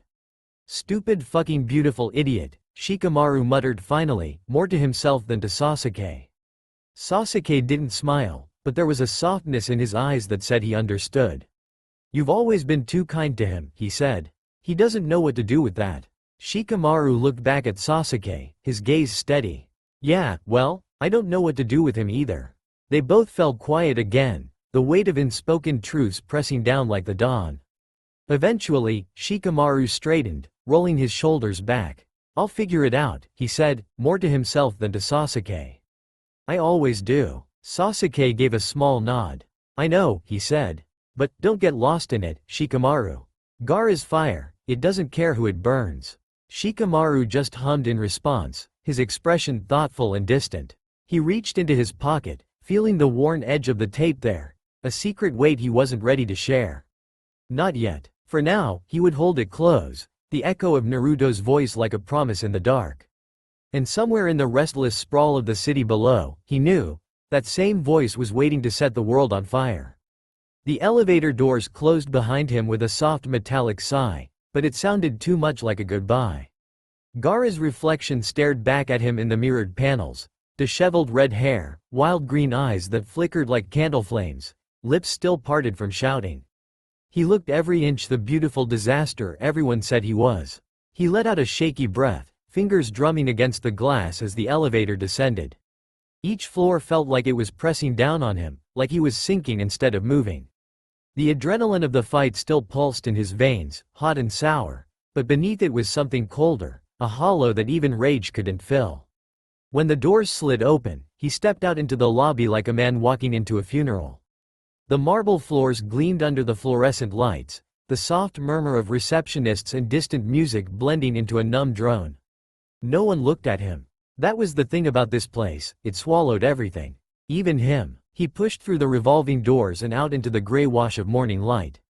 Tokyo was already awake, the air thick with exhaust and dampness, the sidewalks crowded with commuters who didn't know his name and didn't care. It was a relief, in a way. Out here, he could just be another body in the river of the city, drifting, drowning, no one would notice. He ducked into the alley beside the building, pulling a battered pack of cigarettes from his jacket. His fingers were still trembling. He hated how they did that. How they always betrayed him when the anger burned out. He lit the cigarette and took a deep drag, the smoke harsh in his throat, the taste of it grounding him in the way nothing else could. Fuck, he muttered, his voice low and rough. The word tasted bitter on his tongue. He leaned back against the cold brick wall, head tipping up to watch the sky, a dull, washed-out blue that felt too far away. He thought about the way Itachi had looked at him in that boardroom, calm, cold, like he was nothing but a messy line in an otherwise perfect script. Like he was replaceable. And maybe he was. He took another drag, the smoke curling around his face. He wanted to laugh at himself, at the stupid, desperate way he'd shouted, the way he'd let them all see just how close he was to falling apart. But there was no humor in it, just a dull ache in his chest that felt too big to name. He thought of Shikamaru, of the way his voice had cut through the shouting, soft and steady. Always the calm in the chaos. Always the one who looked at him like he was worth saving. And Gaara hated that, too, hated how much he needed that quiet certainty. How much he wanted it to be real. He took another drag, the cigarette burning low between his fingers. 5 bands, he murmured to himself, the words like a confession. 5 fucking bands. His laugh was low and bitter, echoing off the walls.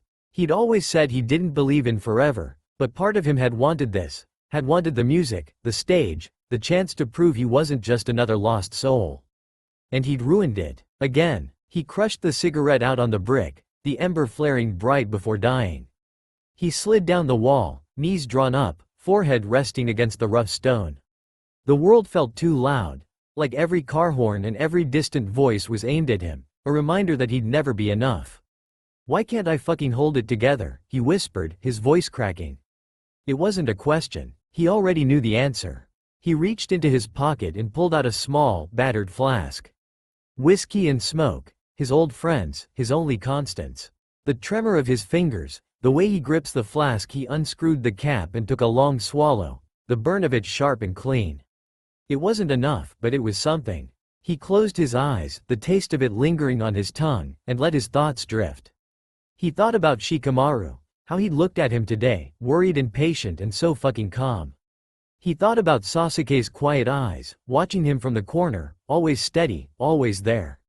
He thought about Itachi, about the way his voice could be a knife and a promise in the same breath. And he thought about the stage, about the way the lights felt like a baptism, the music like a confession, the crowd like a drug that never ran out. He thought about how he couldn't stop chasing it, how he didn't know how to stop. Everything's made up, he murmured, everything's just echoes. He took another drink, the whiskey hot and heavy in his gut, and let himself feel the weight of it all. The way the city seemed to vibrate under his skin, the way his own breath felt too loud in the quiet. He didn't know what he was going to do.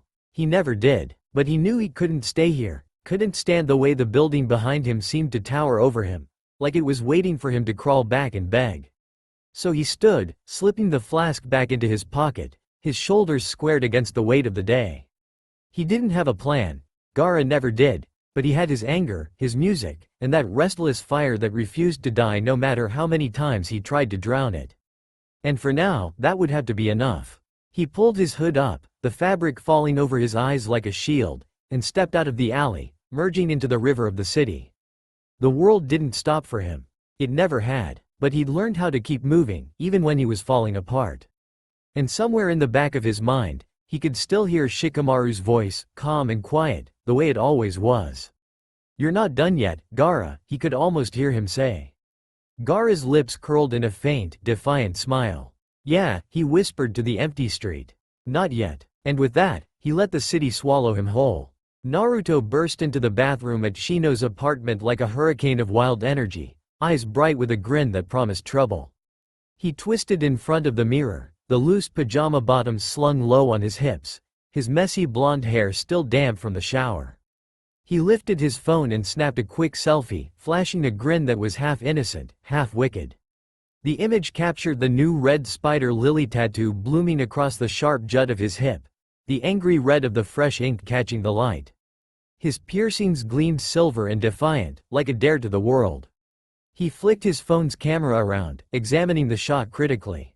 "Fucking masterpiece," he said with a lopsided smirk, tilting his head to the side. "Grandma would have a fucking heart attack." He snorted a laugh, lowering the phone and running a hand through his damp hair. "Sorry, Grandma, your farm boy turned into a goddamn rock star."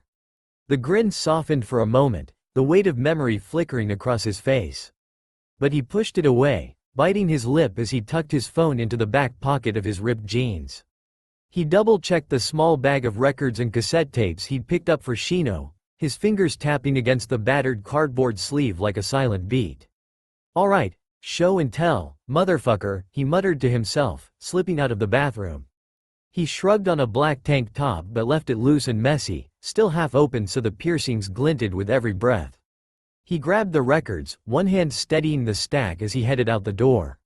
The hospital corridors smelled like antiseptic and old dreams, familiar in a way that made Naruto's chest ache a little.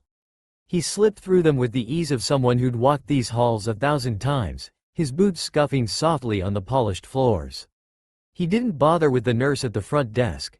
He just winked and flashed a smile that said, "You know I'm trouble but you love me anyway." She rolled her eyes and waved him on. He paused outside Shino's room, taking a deep breath and letting the wild grin creep back onto his face. Then he kicked the door open, boots thudding against the frame as he barged in like a storm. Shino nearly choked on his ramen, his dark eyes going wide as Naruto burst into the room with a wild grin and his shirt rucked up high, piercings glinting in the overhead light. "Check it out, bug boy," Naruto crowed, fingers hooked into the waistband of his pants as he yanked them down just enough to reveal the vivid red of the spider lily inked into his hip. "Got myself some new hardware, too, pretty, right?" Shino sputtered, coughing as he set the ramen cup down with a sharp clack. "Jesus fucking Christ, Naruto," he wheezed, voice half laughing, half exasperated. What the hell did you do to yourself? Naruto's grin was all teeth, eyes bright with mischief. What? Thought I'd spruce up the olfactory model. You know, new upgrades for maximum aesthetic value. He wiggled his eyebrows, tapping one of the piercings with a playful wince. Hurt like a bitch, but fuck it, it's art, right? Shino let out a low groan, rubbing a hand over his face like he was trying to scrub the image from his brain. God, you're such an exhibitionist, he muttered, but there was a smile pulling at his lips, soft and amused. And don't fucking wave those things in my face while I'm eating, asshole. Come on, you love it, Naruto teased, dropping his shirt back down but still letting the spider lily peek out above his waistband. I thought I'd give you something to look at besides your damn ramen. You're welcome, by the way. Shino snorted, reaching for his chopsticks again with a shake of his head. You're a walking disaster, you know that? He said, tone dry but his eyes warm. And if you get an infection in those things, don't come crying to me. Naruto leaned over, bracing his hands on the edge of the bed and smirking down at Shino. Ah, you worried about me, bug boy? He purred, voice low and teasing. How sweet. I'll make sure to keep him clean, wouldn't want to deprive you of the view. Shino rolled his eyes, but the faint flush at the tips of his ears betrayed him. Fuck off, he said, but he was grinning as he said it. What the hell else did you get up to today, anyway? Naruto straightened, reaching for the stack of music in his other hand. Got you some noise, he said, holding up the tapes and records like a peace offering. Found some weird shit at that little record store downtown. Thought you might like to put your bug boy ears to the test. Shino's smile softened, his fingers brushing over the battered cardboard sleeves as he took them. Thanks, Naruto, he said quietly, voice almost lost under the hum of the hospital machines. You didn't have to. Naruto shrugged, his grin turning small but genuine. Yeah, well, figured you could use something real to drown out the hospital noise. And besides, he winked, the mischief back in his eyes. I owed you a show and tell, didn't I? Shino let out a soft laugh, shaking his head. You're fucking ridiculous, he said. But, thanks. Really. Naruto just flashed another crooked grin, flopping down in the chair beside the bed with his usual reckless sprawl. Anytime, bug boy, he said, voice low and easy. Anytime. He didn't know about the tape Shino had tucked away, didn't know the quiet weight of his own voice captured in that secret recording. But that was a mystery for another day. For now, it was enough to see the faint smile tugging at Shino's lips, to hear the soft laughter that felt like home. And for Naruto, in that moment, it was everything. 2 months had passed. Tokyo was still Tokyo, loud, ceaseless, grating. But Naruto was beginning to rot under it. He worked now, if you could call it that. A dead-end job at a fast food joint sandwiched between a train station and a karaoke bar. The kind of place that smelled like scorched oil and teenage despair. His uniform, crimson polyester cap and grease-splotched polo, felt like a joke. It clung to him like shame. Naruto stood in front of the fryer, sweat pooling in the hollow of his collarbone, his once smooth cheek now cratered with acne from the hot oil and humid kitchen. The hiss of the fryer felt like a shriek in his ears. The overhead fluorescents buzzed with migraine-bright fury. Pop music droned in the background like a lobotomy. Behind him, the manager, Hiroshi, a paunchy man with 2 white teeth and eyes that lingered too long, leaned against the counter, holding a tray of fries like it was a woman's waist. Hey sweetheart, Hiroshi crooned to the new girl at the register, barely out of high school, barely able to smile anymore. You keep smiling like that, you're gonna make me fall in love. Naruto's hand froze mid-basket. His blood went hot. Then Hiroshi turned to him. And you, Blondie, you keep bending over that fryer like that, I might start thinking you're doing it for me. The laughter that followed was sharp and awful. The other boys at the grill didn't laugh with their mouths. They laughed with their eyes. Naruto turned. Say that again, he said, voice deceptively calm. Hiroshi blinked. Relax, kid, it's a compliment, yeah? Then let me return the favor. With the force of a beat drop, Naruto hurled a soggy hamburger straight at Hiroshi's chest. It slapped wetly against his shirt, sliding down like roadkill. Gasps. Naruto grabbed another patty, this one half cooked, and flung it like a grenade. You fucking perv. Don't talk to her like that. Don't talk to me like that. You think just 'cause you wear a name tag, you can jerk off on everyone's dignity? Hiroshi, now stained and red-faced, snapped, "You're fired." "Good. You think I wanted to keep smelling like your farts and fryer oil?" Naruto tore off his cap and shirt in one breath and stormed toward the exit, eyes wild, chest heaving, black cherry cigarette already behind his ear. And that's when he saw him. Kiba, standing by the condiment bar, holding a tray with a milkshake and fries. He hadn't changed much, still tall, still smug-looking, but his eyes said something else. They flickered with disbelief, and maybe guilt. Naruto froze, shirtless, sweating, hamburger blood on his hands. Kiba opened his mouth. "Naruto," but Naruto was already moving. "Fuck off. Wait, just, don't." Naruto's voice cracked. The whole place blurred like an old film reel. "You don't get to fucking talk to me. Not now. Not ever." Kiba's jaw tightened, but he didn't speak again. Naruto shoved the doors open with his shoulder and walked into the blinding white heat of Tokyo at noon. He didn't look back, not at the place that had reduced him to grease and shame. Not at the friend who had made him a rumor. Not at the boy who once made him believe in something like safety. Later, on Shino's apartment balcony, Naruto smoked with shaking fingers. The city buzzed below like an insect hive. He exhaled hard. Why does it always have to be me who explodes first? He lit another cigarette from the embers of the first. Then, from inside the apartment, Shino's voice floated out. "Because you're the only one brave enough to admit it's already burning." Naruto didn't say anything. He just closed his eyes. The heat clung to his skin. The ghosts pressed in, and somewhere deep in his pocket, his fingers brushed the corner of a lyric notebook he hadn't touched in weeks. Maybe it was time. The glow of morning spilled through the slanted blinds in Shino's apartment, stripes of dull gold dancing on Naruto's bare chest as he lay across the small sofa, phone tilted above his head. The screen glared back at him with a number he hated to see. $800. Naruto groaned, flinging his arm over his face dramatically. "Goddamn capitalist hellhole," he muttered, already knowing the internal argument he was about to lose. He sat up, messy blonde hair flopping in his eyes as he tapped his banking app and sent $400 to Shino's account. Transfer complete. Shino always told him not to. Said something about how hospitals don't charge rent and how living with him didn't require payment. But Naruto was stubborn, and pride was stitched into his bones. He wasn't about to freeload off his best friend, not after everything Shino had done for him. "Time to see Bug Boy," Naruto sighed, dragging himself off the couch and stretching with a pop of his shoulders. He caught his reflection in the mirror near the door and winced. His face was a battleground of grease-induced acne, angry red spots glaring back at him like little curses. He splashed cold water on his face, rubbed it dry with a shirt sleeve, and threw on clean clothes, tight black jeans, a vintage band tee with holes around the collar, boots that had definitely seen better days. Grabbing his wallet and the black flame electric guitar Shino had gifted him weeks ago, Naruto slung it across his back and headed out. The hospital cafeteria was quieter than usual, fluorescent lights buzzing low like bees in a tired hive.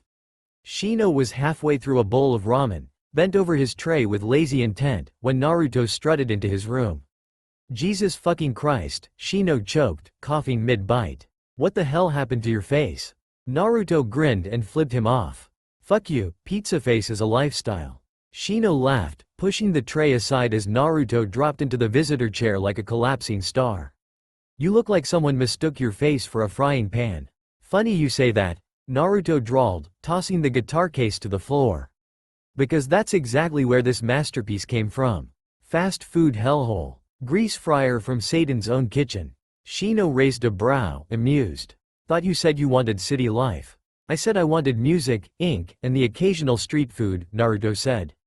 "Not soggy uniforms, screaming babies, and pervy managers who keep staring at my ass like it's on the goddamn menu." Shino blinked. "Staring at your ass? Bro," Naruto deadpanned. "This man asked me if I wanted to add extra meat to my buns." Shino wheezed. Naruto leaned back, half smirking. Then he made some creep comment to this new girl. "So I did what any self-respecting punk would do. I threw a burger at his face and told him to go fuck a toaster."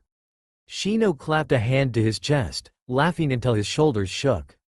"God, you're gonna end up on one of those employee freaks out YouTube compilations." Naruto shrugged. "Worth it. Honestly thinking of going back to the farm. I'd rather lift tomato crates than breathe in fryer oil and corporate despair. There was a pause. Shino leaned his chin into his palm, eyes softening as he looked at his friend. So, you okay? Naruto hesitated, rubbed the back of his neck. Yeah, just tired. Tired of being tired, you know? Shino nodded slowly. Exhaustion's a constant companion when you're pretending the world doesn't get to you. Ain't pretending, Naruto muttered. The world does get to me. I just don't let it win. A silence stretched between them, comfortable, heavy. The kind only real friends could bear together. Shino finally spoke, voice quieter. You ran into him, didn't you? Naruto didn't reply at first. He stared at the fluorescent lights, jaw tight. Yeah, I did. And? Naruto leaned forward, resting his elbows on his knees. Didn't say much. Told him to fuck off. Shino didn't push. He just nodded. You ever wish you could rewind life like a cassette tape? Naruto asked suddenly, voice lower. Just pause before the fall. Play a different song. Shino leaned back, eyes on the ceiling. Sometimes. But maybe the fall's the part that teaches you how to sing the next one better. Naruto smiled faintly. Always with the weirdly poetic shit, bug boy. That's why you keep me around. Nah, Naruto said, grinning again. I keep you around for your shitty ramen and even shittier humor. Shino smiled back. And you still owe me for that guitar. Naruto gestured to his acne-riddled face. Consider this my offering. They both burst out laughing. Outside the window, the wind moved through the trees like a sigh. Inside, two boys stayed seated in a silence filled not with pain, but something softer, the steady strum of loyalty, friendship, and everything in between. Neither of them said it, but they both knew. This, right here, was one of the few things in life that felt real. Int. Code Entertainment Boardroom, late morning. A glass monolith hovering above the city. The boardroom feels more like a war room. The walls are floor-to-ceiling windows, letting in the dull gray light of a cloud-choked skyline. On the wall behind Itachi, a massive Code Entertainment logo gleams like a warning. Itachi sits at the head of the table, his fingers steepled under his chin. Beside him, Sasuke sits still as stone, one leg crossed over the other, a silent presence radiating restraint. Shikamaru leans back in his chair, cigarette dangling from his lips, unreadable behind half-lidded eyes. The board is full, 12 high-level executives, artists and A&R reps. Everyone dressed to kill, no one here by accident. Itachi looks around the room at everyone. Calm and clear. There will be 6. No more. We are not cluttering the brand with filler acts. Code has always been about quality, not noise. A hum of nods. A few try too hard to agree. Executive number 1. What about the kid from Neon East? The one with the scar down his cheek. He's already trending. Executive number 2. Clean image, huge streaming bump last week. He's the anti-Gaara. A slight twitch in Shikamaru's jaw. Shikamaru slowly, you say that like it's a good thing. Executive number 2. With all due respect, Shikamaru. We need someone who won't OD on stage or punch a reporter. Public patience is wearing thin. They never had patience. Only attention. And attention, like money, needs circulation. Itachi says in a smooth voice. He slides a thin black folder across the table. Inside. A leaked voicemail. Gaara's voice, slurred, desperate. Gaara-VO. Muffled, from speakers. You don't get to fucking own me. I wrote that track in my mother's fucking bathroom. Itachi with flatness laced in his voice. We lost 2 sponsors and $500,000 in endorsements after this leaked. Sasuke shifts in his seat. You knew what he was when you signed him. You wanted his chaos because it sold tickets. And now it's not selling. Itachi states. So you shelve him? Like a bad investment? Says Shikamaru. Itachi's with a slow burn. Talent is cheap. What sells is the narrative. Gaara's story was profitable, until it started repeating itself. The overdose arc? Done. Rehab arc? Done. Jail scare? Done. Unless he dies or disappears long enough for people to miss him, there's nothing left to spin. So you want to rebrand him. Wipe the blood off and repackage the trauma with better lighting. Shikamaru's voice laced with sarcasm. Exactly. A hiatus. Controlled absence. He vanishes long enough, we reintroduce him as myth instead of mess. Itachi smiling thinly. Sasuke laughs, a bitter, hollow sound. He won't survive that kind of silence. He won't survive this industry unless we control the silence. Itachi says. Shikamaru stubs his cigarette out on the edge of the glass ashtray. His fingers twitch. There's so much he wants to say, but he plays the long game. Shikamaru with a grim expression, if you're benching Gaara, that 6th slot better mean something. I want a wildcard. Itachi's eyebrow raised. You have someone in mind? Sasuke quickly looks at Shikamaru with raised eyebrows too in suspicion. Not officially. Shikamaru says. Executive number 1. We don't do, not officially, anymore. Shikamaru's with sharp eyes, staring him down. You do if Itachi says so. A pause. Itachi studies Shikamaru, unreadable.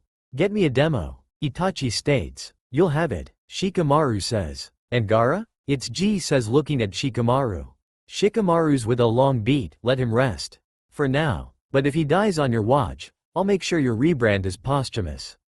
Itachi only smirks, dark and unreadable. The meeting moves on, but tension wraps the air like a wire pulled taut. The ghost of Gaara lingers, louder than any of them dare say out loud. Outside the windows, the sky begins to break.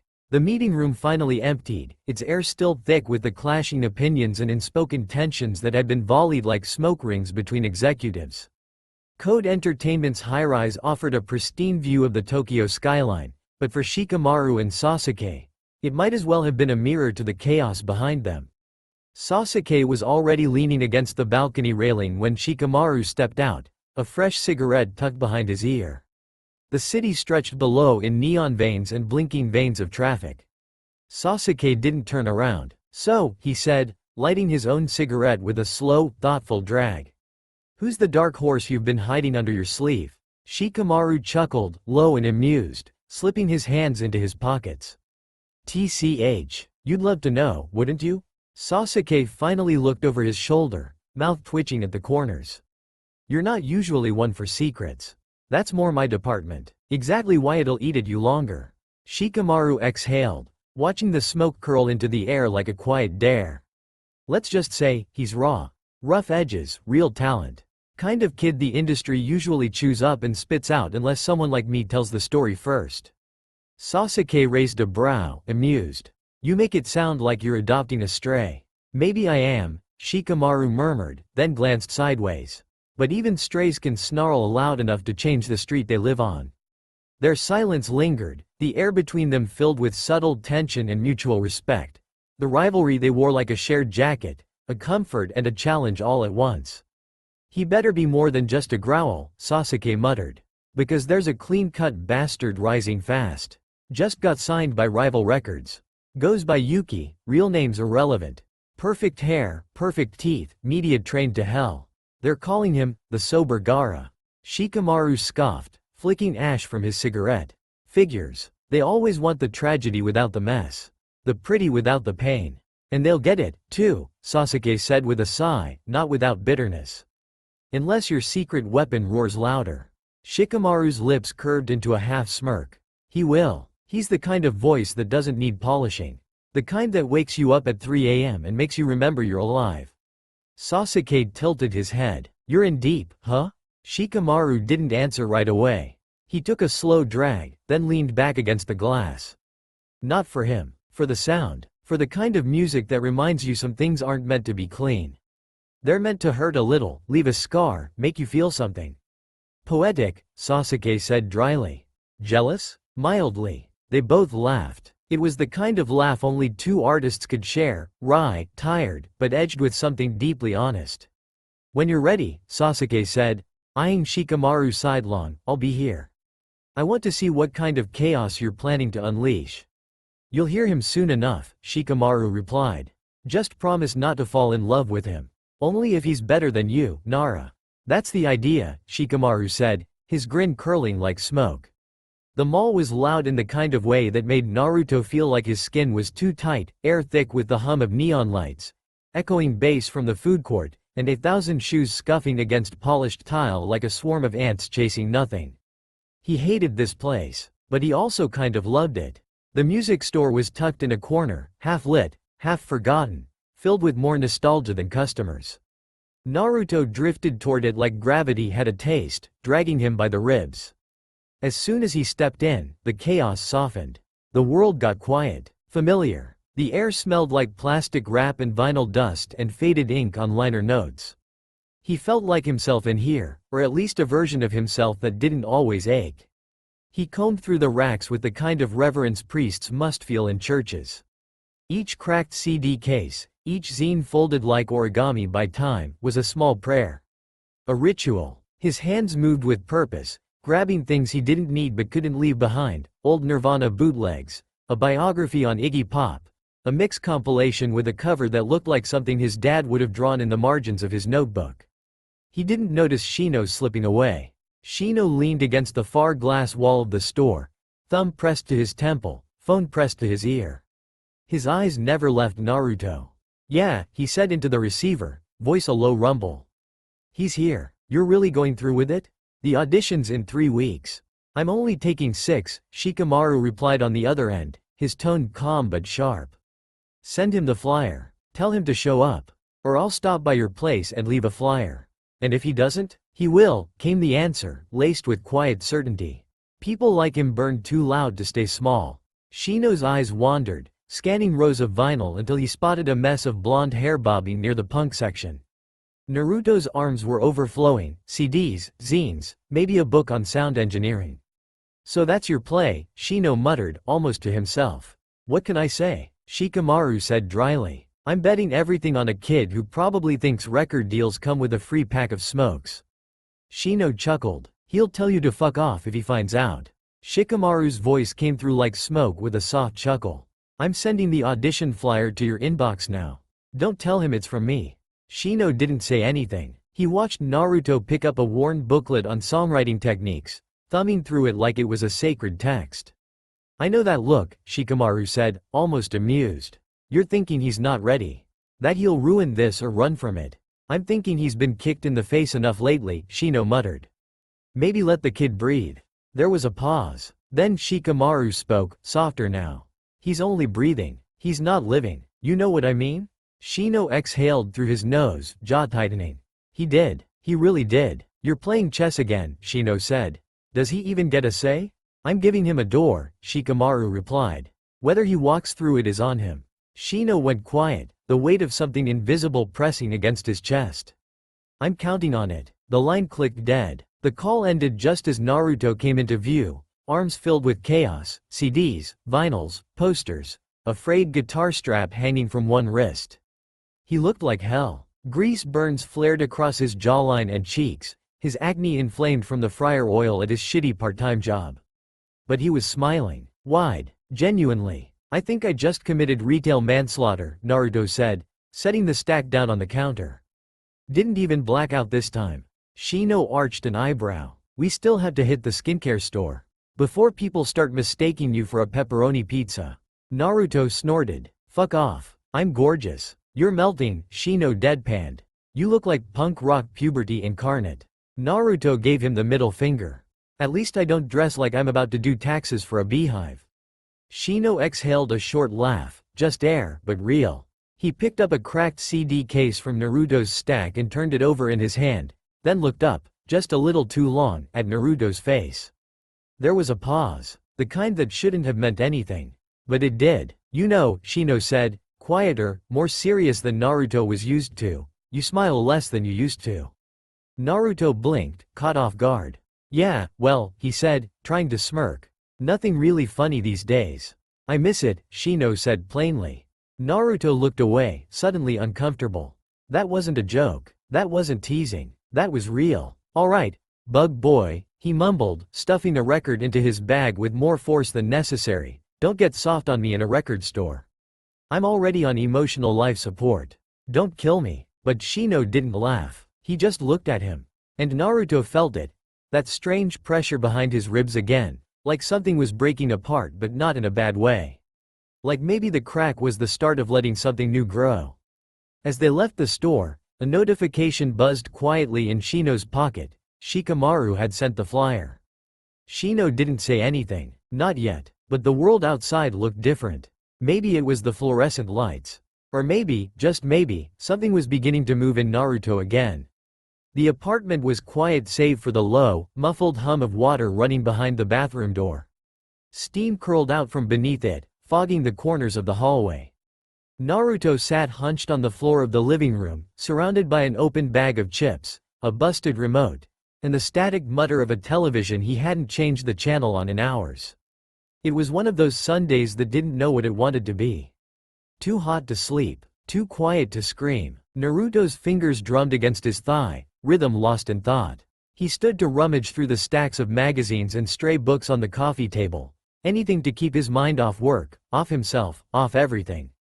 Something thin and colorful slipped out from between the cracked spine of a guitar manual and a half-finished crossword book. A flyer. Code Entertainment Grand Auditions. Bold, white letters across the top. A date, a location, an image of a microphone caught in spotlights. He blinked. Once, twice. It was so absurdly clean, so sharp and out of place among the dust and cigarette burns. It felt like it didn't belong in this apartment. But then again, maybe he didn't either. He sat down slowly, back hitting the couch. The flyer trembled slightly in his hands, and he hated that it did. Was this some kind of joke? His chest tightened. He could practically hear the laughter already. A fast food dropout with acne scars and burnt fingertips thinking he could sing again. Thinking he could belong in a place like Code. The audacity of it stung. Naruto turned the flyer over. Blank. No messages, no notes. Just opportunity staring back at him like a dare. He crumpled it on impulse, the paper crunching like brittle leaves. He stood to throw it away, then paused at the trash can. His arm hovered. He thought of Shino, of the silence between them lately, of the way Shino had watched him in the music store earlier with that unreadable expression. Not pity, not exactly hope either. Just something still. His fingers loosened. He retrieved the flyer from his palm, smoothed the wrinkles with a kind of reverence he didn't understand. Folded it, slipped it into the front pocket of his ripped jeans. The bathroom door creaked open behind him. Shino stepped out, hair wet and clinging to his cheekbones, wearing a black shirt too big for him, towel around his shoulders. He looked more alive than Naruto had seen him in weeks. Naruto didn't turn around. "You left something out," he said, quiet but sharp. Shino paused mid-step. "Oh?" Naruto held the flyer out, still facing the wall. "This." Shino was silent. A long, measured silence. Then, wasn't ready to talk about it yet. "Right," Naruto scoffed, finally spinning to face him. "So you thought you'd just sneak it in under a pile of books like a goddamn scavenger hunt?" Shino didn't answer right away. He crossed the room, picked up a cigarette from the windowsill, lit it with a soft flick.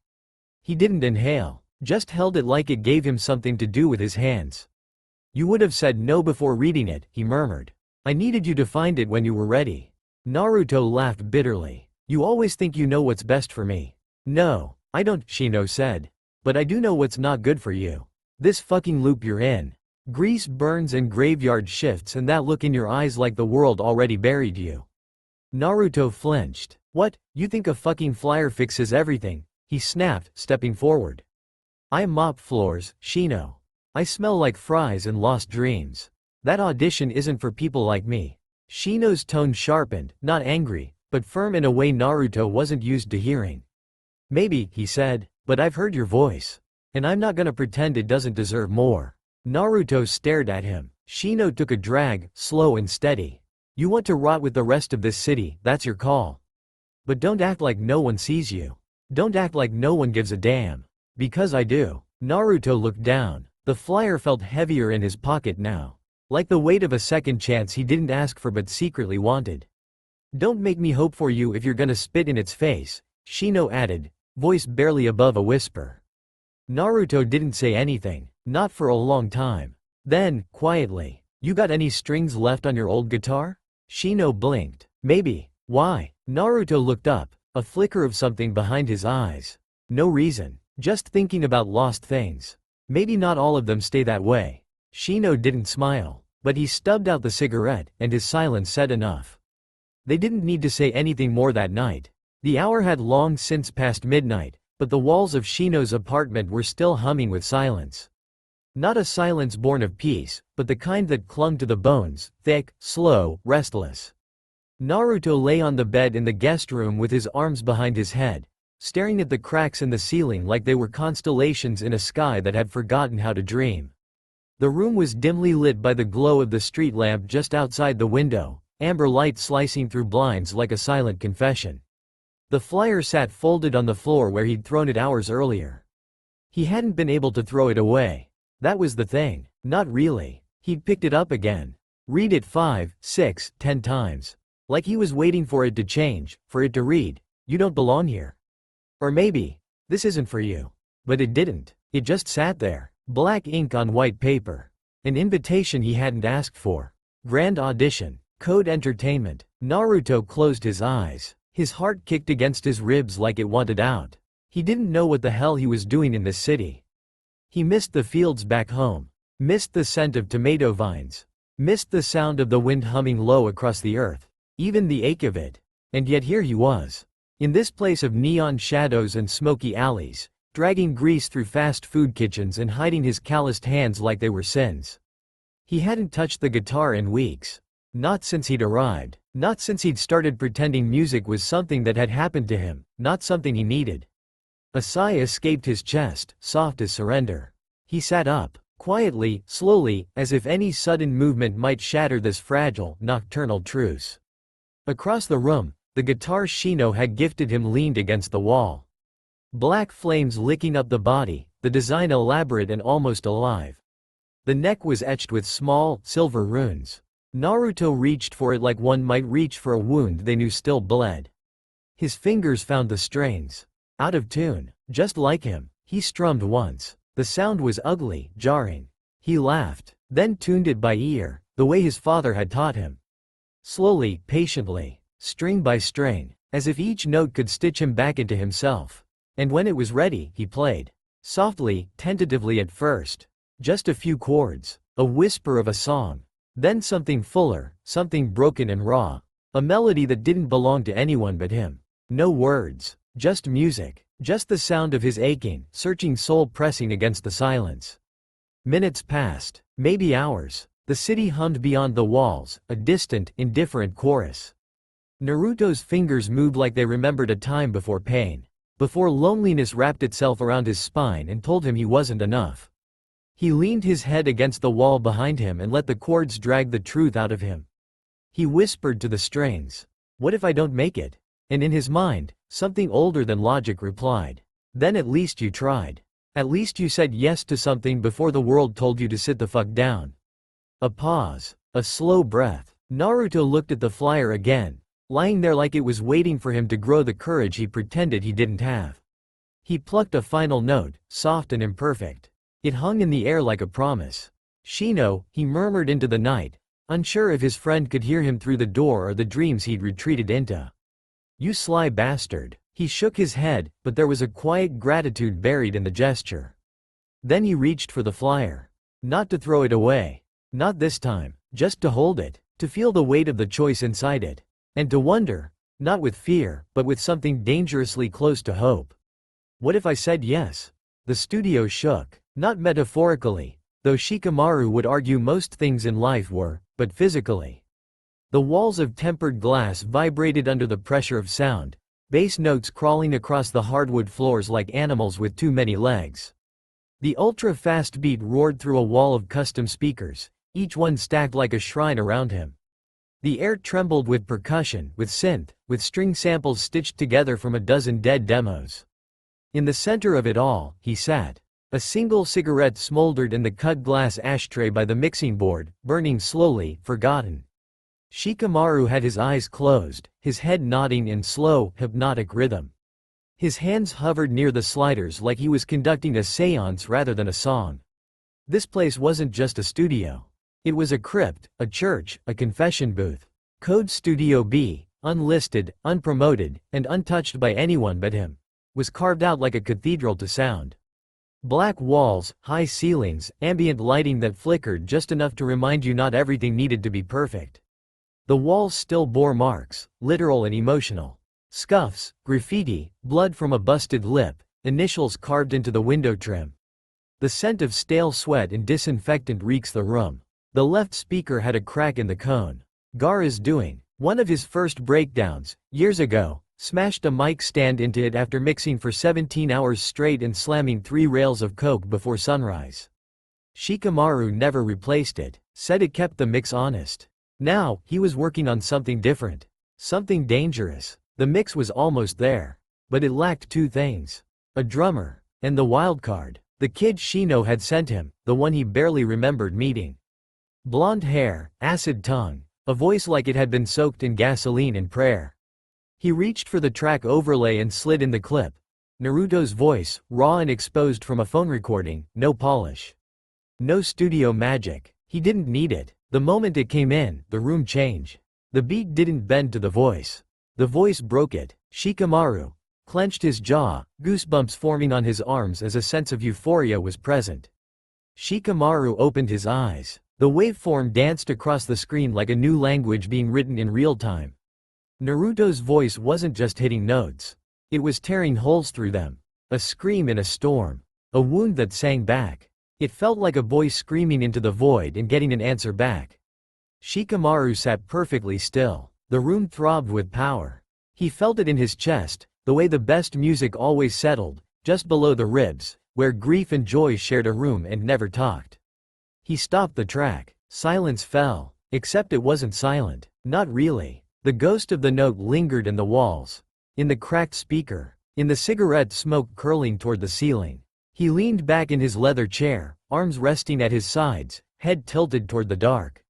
If this kid doesn't burn out, he murmured to no one, he might just set the world on fire. The studio answered him with its usual silence. Judgmental. Heavy. Shikamaru had built this place with his own hands, down to the speaker mounts and foam-insulated panels. But sometimes, late at night, he swore it watched him. Remembered things he tried to forget. He looked to the corner of the room where Gaara once curled up for 2 days, fevered and twitching, whispering lyrics into a cracked iPhone. Where another artist, Tomi, slit his wrists in the sound booth in 19, said the silence between tracks was louder than he could stand. Music didn't save people. That was a myth sold on posters and documentaries. Music burned. It demanded. It stripped you naked and asked you to bleed with style. So what the hell was he doing bringing Naruto into this? Was he saving the kid? Or just throwing him into the same furnace? He didn't know, and that made him nervous. Shikamaru lit another cigarette, hands steady, voice quiet. You better be ready, kid. Because if this place likes you, it'll never let you leave whole. The beat played again, and Naruto's voice soared, uninvited, unforgettable.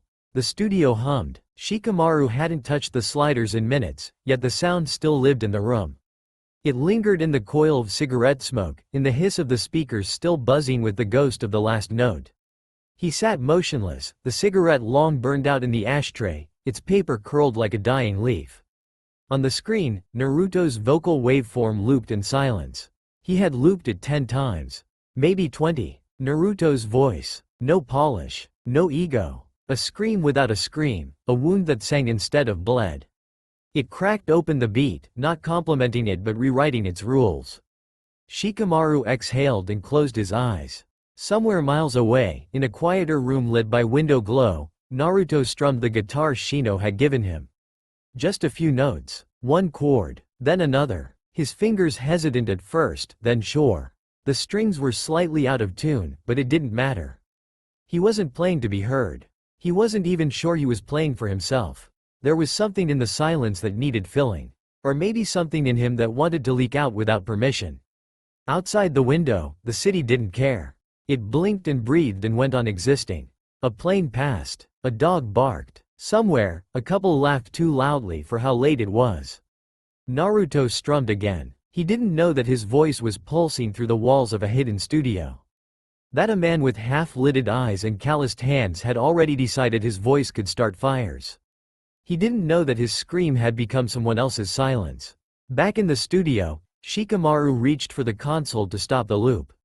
The phone buzzed. He didn't recognize the number, but he answered immediately. A pause, then a breath, then a voice he knew too well. Gaara. Shikamaru straightened but didn't speak. The silence was too fragile, too jagged. Gaara spoke again, voice slurred and distant, as if drifting through fog. Are you replacing me? Shikamaru closed his eyes. It wasn't a question. It was an ache with syllables. I know, Gaara cut in, breath hitching. I heard something. You're building something again. It's in the air. I can tell. There was a pause. The sound of static. A cough. Then, quietly, Itachi. Shikamaru blinked. What? Click. The call ended. The silence that followed felt heavier than the music. Shikamaru stared at the dead phone screen, thumb hovering above redial. But he didn't press it. Instead, he turned back to the console, pressed play, and let Naruto's voice pour through the room again. But this time, it sounded different. Not louder, not better, just heavier, like it was carrying more than just melody. Like it had just inherited a ghost.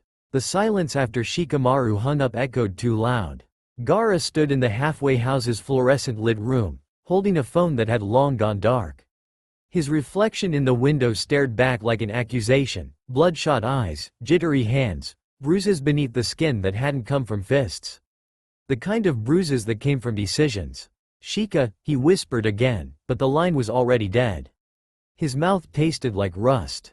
Sweat clung to his collarbones. He pressed the phone to his chest like it might rewind time. Flashback. Then the walls began to dissolve, slowly, softly, like paint peeled back by memory, and he was no longer in the halfway house. He was in Studio B. Once, the room had been holy. Gaara remembered the warm hum of analog gear, the metallic scent of hot wires, and the lingering perfume of clove cigarettes. Shikamaru always arrived first, always barefoot. Always humming something under his breath like a prayer that hadn't decided if it believed in anything. The lights were dimmed to amber. The boards glowed like altar slabs. Every chord a rosary, every slider a confession. Shikamaru sat cross-legged on the floor, entangling cables with the kind of serenity that only came from someone who'd stopped pretending to hurry. Gaara, newly sober back then, or pretending to be, leaned against a worn leather couch, guitar across his knees. They didn't speak much. The music did that. Shikamaru stood, moved to the console, and adjusted a few knobs. The track was just warming up, something slow, sparse, hungry. He glanced back at Gaara, that same sleep-eyed warmth in his face. "Ready to burn this place down?" Gaara smirked, his throat tightening. "Always." Shikamaru crossed the room and gently lowered the headphones over Gaara's ears. A feather touch. A ghost. Gaara closed his eyes. Then came the downbeat, and he sang. His voice then was not what it is now. No rasp, no splintering. It was wild but intact. Like thunder in a glass jar. Shikamaru's track built underneath it, drums like footsteps in a cathedral, keys that shimmered like rainlight on pavement. They made magic that night. Real magic. Gaara felt it crackle through his spine, his blood turning electric. Shikamaru would tweak something mid-track and Gaara would follow it instinctively, like they were wired to each other. They didn't talk about it. They never did. You don't talk during prayer. But then, the quiet crack began. Shikamaru stepped out for 5 minutes, bathroom, maybe a smoke. Gaara had been good. Trying, really trying. But when Shikamaru returned, Gaara was curled on the studio couch, pupils wide, face slack, a small empty vial spinning in his fingers. "What the hell, Gaara?" Gaara smiled, dazed. "I needed to feel more." Shikamaru didn't yell. He just sat back at the console and pressed play again, his face unreadable. They finished the session, but the sacredness had cracked.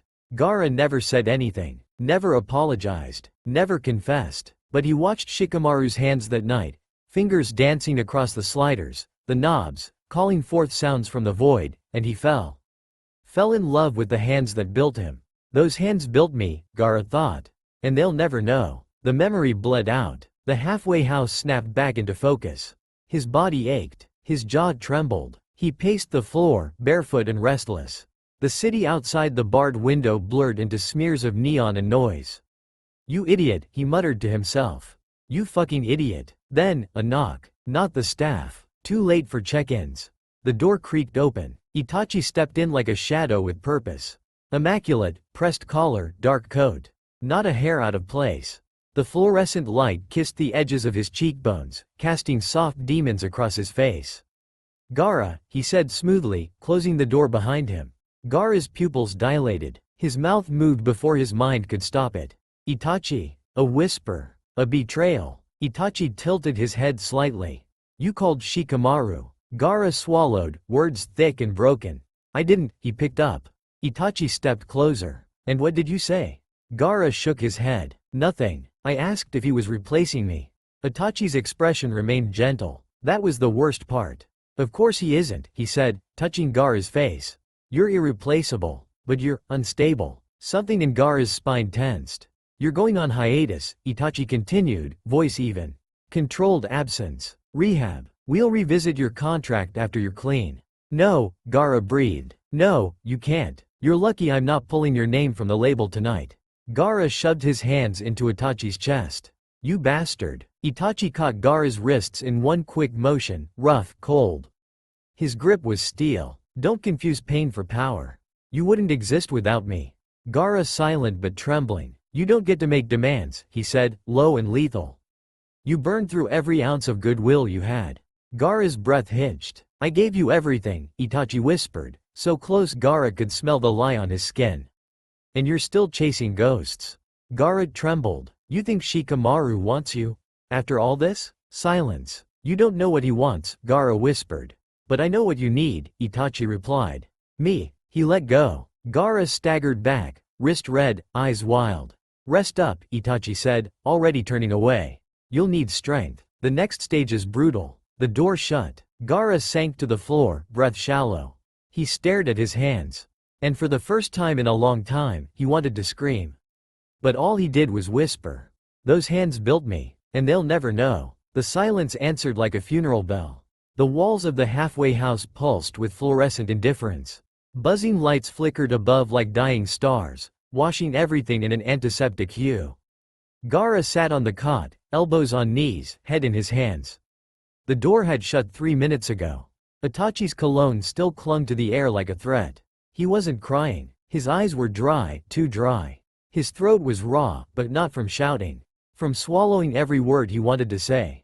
Words that had been building, poisoning him from the inside. The visit replayed in fragments. Itachi's cold fingers around his wrist. The way he tilted his head when delivering sentences like verdicts. The faux concern in his voice when he said, hiatus. Like Gaara was a machine with a flicked-off switch. It's not a punishment, Itachi had said, smoothing invisible wrinkles in his coat. It's an opportunity to repair. Rebrand. Restart. What's the difference between healing and forgetting? Between rehab and exile? But Gaara knew what that meant.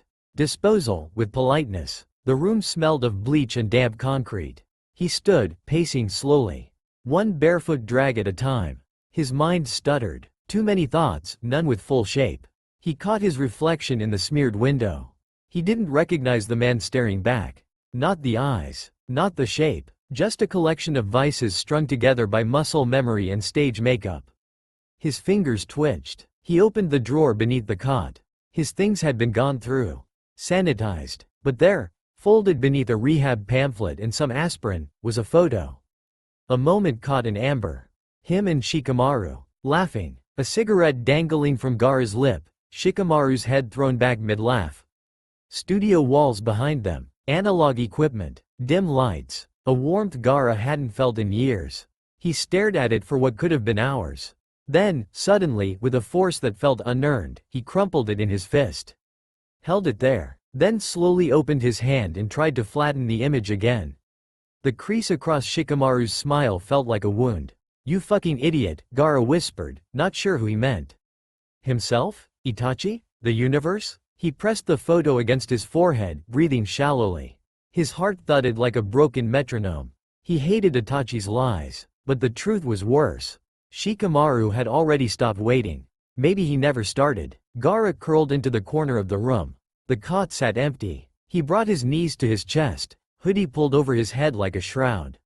No tears came. Only silence. And in that silence, Gaara imagined a song. It played only in his mind. A few raw chords. A scream he didn't have the strength to let out. And Shikamaru's hands. Tuning it. Adjusting the levels. Building something Gaara would never be a part of again. Gaara thought. Maybe Shikamaru needed someone new. Someone who didn't smell like failure and stage blood. The chime above the door sang a soft, almost embarrassed greeting as Naruto stepped into the music store. It wasn't anything special. Not the kind of sleek, sterile chains that pumped synthetic pop through the walls. This place felt like an old secret, dusty racks, warped floorboards, and the faint aroma of old vinyl and burning incense. Naruto wandered in without purpose, hands in his hoodie pockets. He'd told himself he just needed a walk. Clear his head. Forget the flyer stuffed inside the drawer next to his bed.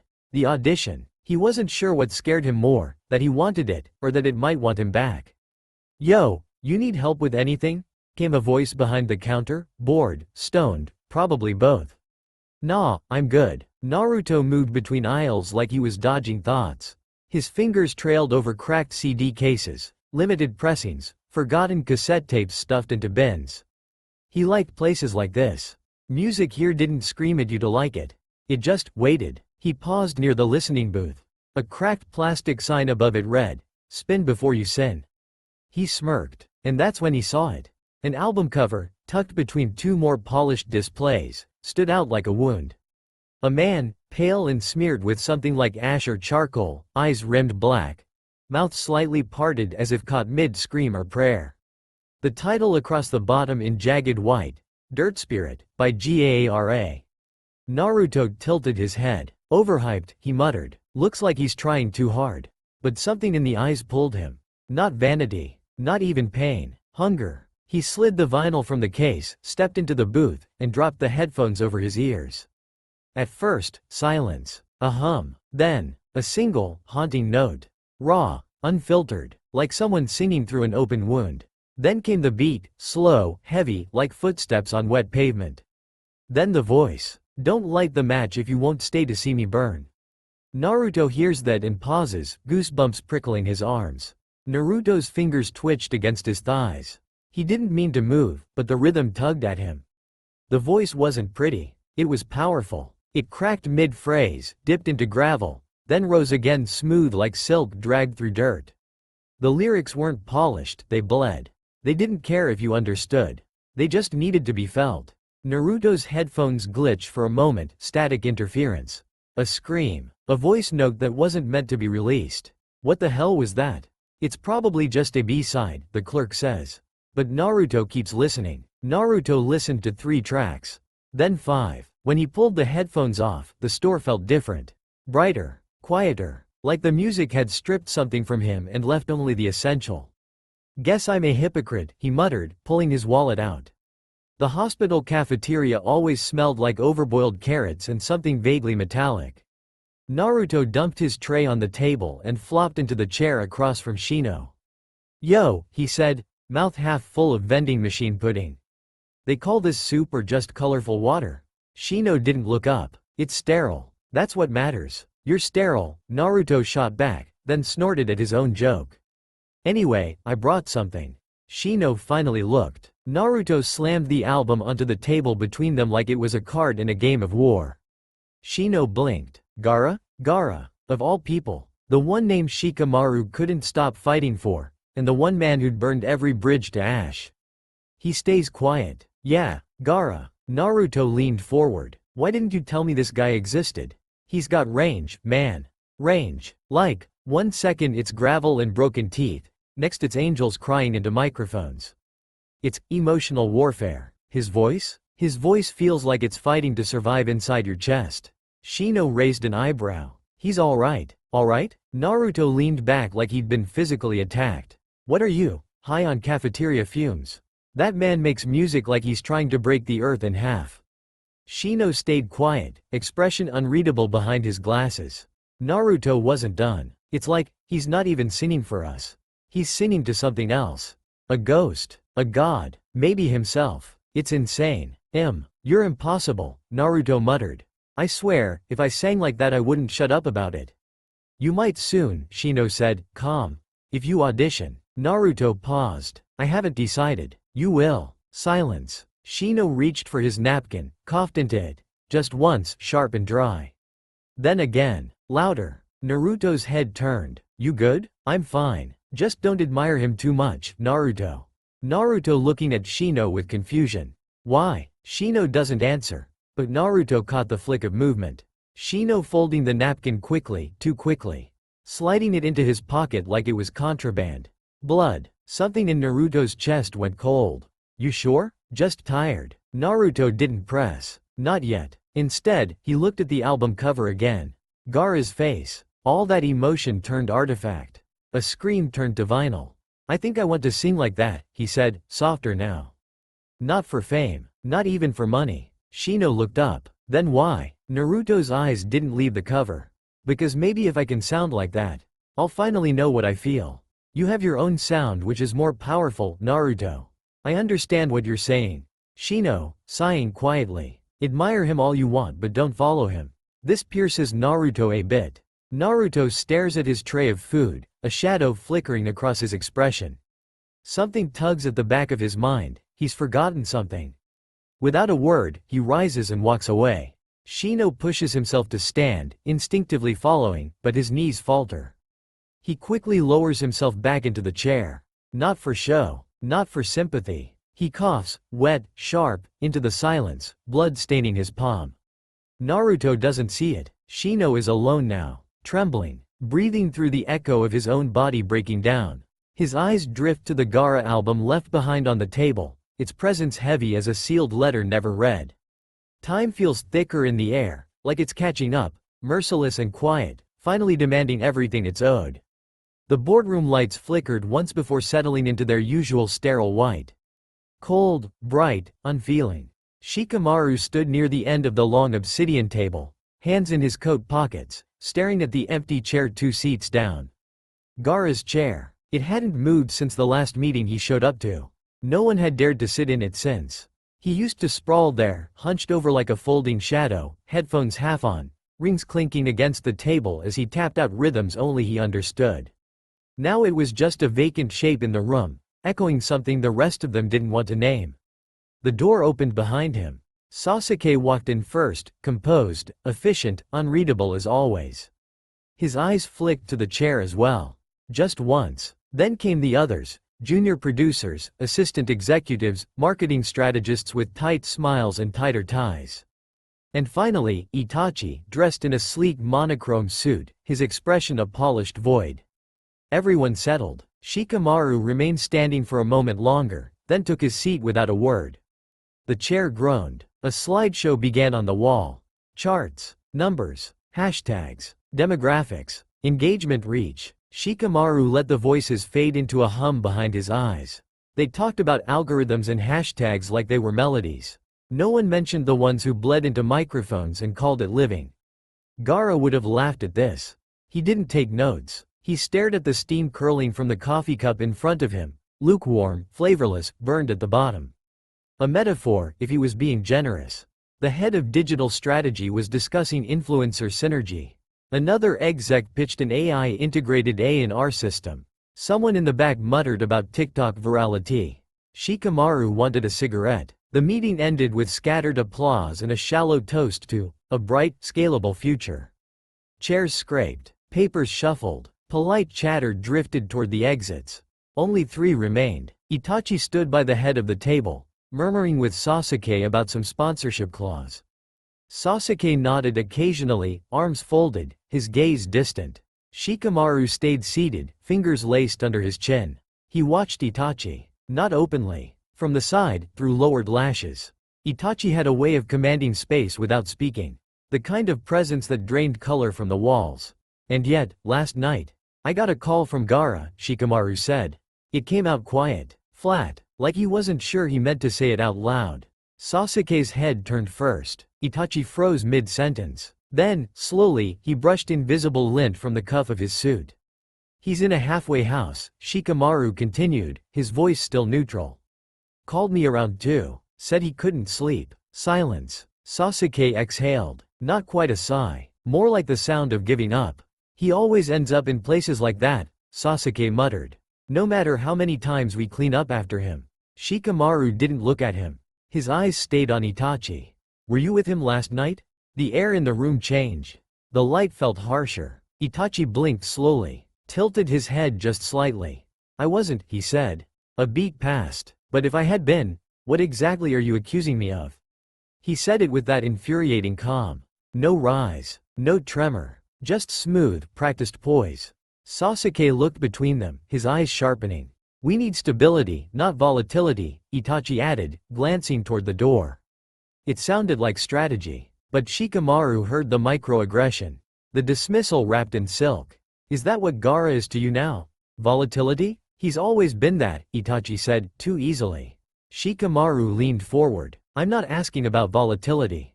I'm asking if you're using him. Itachi's smile didn't reach his eyes. We all use each other, Shikamaru. In this business, it's the only honest thing we do. A silence stretched. Shikamaru's jaw clenched. Itachi stepped closer to the table now, slow and deliberate. Be careful, he said softly. Attachment has a cost, especially to someone that fragile. Another pause. Then, brushing invisible dust from his coat again, he added. Besides, if I had been with him last night, would you really want to know what he asked me to stay for?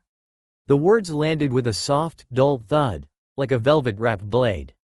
Shikamaru's stare didn't waver, but inside, something cracked. Sasuke broke the silence, his voice dry. Let me know when you're both done measuring shadows. We've got an audition in a week. He turned and left without waiting. Shikamaru and Itachi stayed in the silence. One watching, one smiling. The chair 2 seats down remained empty. And everything that should have been said hung like smoke in the air, choking and invisible. Shikamaru almost reached for a cigarette after Itachi leaves. He takes a cigarette out, but he doesn't light it. The phone call had been short, gruff on Gaara's end, like every word cost him something. When Shikamaru asked what halfway house he was in, Gaara didn't joke. He just answered, simple, like he'd been waiting for someone to ask. Now, Shikamaru stood in the low-lit lobby of the halfway house, eyes scanning the muted tones of beige walls and fake ficus trees. The air carried the faint smell of industrial coffee and bleach. Time moved differently in places like this. Slower. Stuck. He followed a nurse through a hallway that echoed with soft television static and muffled coughing. Then came the visitor room, a space filled with second-hand furniture and third-hand stories.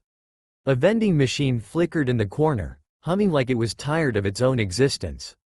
Gaara was already there, slouched deep into a worn chair with his hood up, sleeves over his hands. His eyes, green and glassy, flicked up when Shikamaru entered. They didn't speak for a while. Just silence. Shikamaru didn't move to sit. He stood and watched Gaara like he was a puzzle he used to know how to solve. Gaara broke the silence first. You gonna say something, or are you just here for the ambiance? Shikamaru didn't smile. I'm here because I hate seeing you like this. Everyone hates seeing me. That's not new. I hate that you think you deserve to stay this way. Shikamaru finally sat across from him, his posture loose but eyes sharp. Do you want out of here? Gaara stared at him, brow knitting. What? I have a place better than this. You don't have to rot in here, Gaara. You don't have to pretend this place is fixing you. I'm not offering rescue. I'm offering air. Gaara laughed, low and bitter. Why? So I can go fuck things up somewhere else? Break more shit? Disappoint more people? No, Shikamaru said, voice even. So you can try again. Without the noise. Without him. The silence grew thick. Gaara leaned back, eyes on the stained ceiling tiles. Thoughts swirled behind his expression like smoke curling from the end of a cigarette. If I said yes, does that mean I'm choosing hope? Am I ready for that? Or am I just tired of being tired? Itachi's name hovered in the shadows of his thoughts. His touch. His lies. The way he always returned just when Gaara convinced himself to let go. And then Shikamaru said quietly, I want the original you back, Gaara. I couldn't sleep last night. Kept thinking about that studio session where you smashed the mic stand, then wrote Static Hands an hour later. It was the first time I envied anyone. The one who used to scream into microphones like it meant something. I want the Gaara who made chaos into art. Gaara blinked. No one had ever said that to him. That the version of him buried under pills and paparazzi and whispered regrets still mattered. He began, then stopped. Shikamaru leaned forward. Do you want to leave? Shikamaru gets up to leave. And just before he walks out. Wait. Gaara looked down at his own hands, curled into his sleeves. Then up at Shikamaru. And for once, he didn't sneer or deflect. Yeah, I do. Shikamaru gives him a longing look. You sure you're not just doing this out of guilt? I'm doing it because I still believe you have one more stage left in you. Gaara nods his head in agreement. Shikamaru nods, something in his chest releasing like the end of a long-held breath. He stood and extended his hand, not just a gesture but a promise. You don't have to be who you were. Just, let me walk with you. For whatever comes next. Gaara hesitated, then reached up. Their hands met. A quiet clasp. No fanfare. Just heat. Skin to skin. By the time the paperwork was filed, the sky outside had turned the color of old bruises, purple and gray smudges painted across the horizon. As they stepped into the corridor, Gaara paused. He glanced back into the visitor room. A kid in the corner, maybe 18, sat with headphones on, rocking slightly, eyes sunken but hopeful. Someone Gaara used to bum cigarettes with. Someone who might stay. For a moment, Gaara felt the weight of almost. Then he stepped forward. The door shut quietly behind him. That's all for now. If you enjoy, then please like, share and do comments.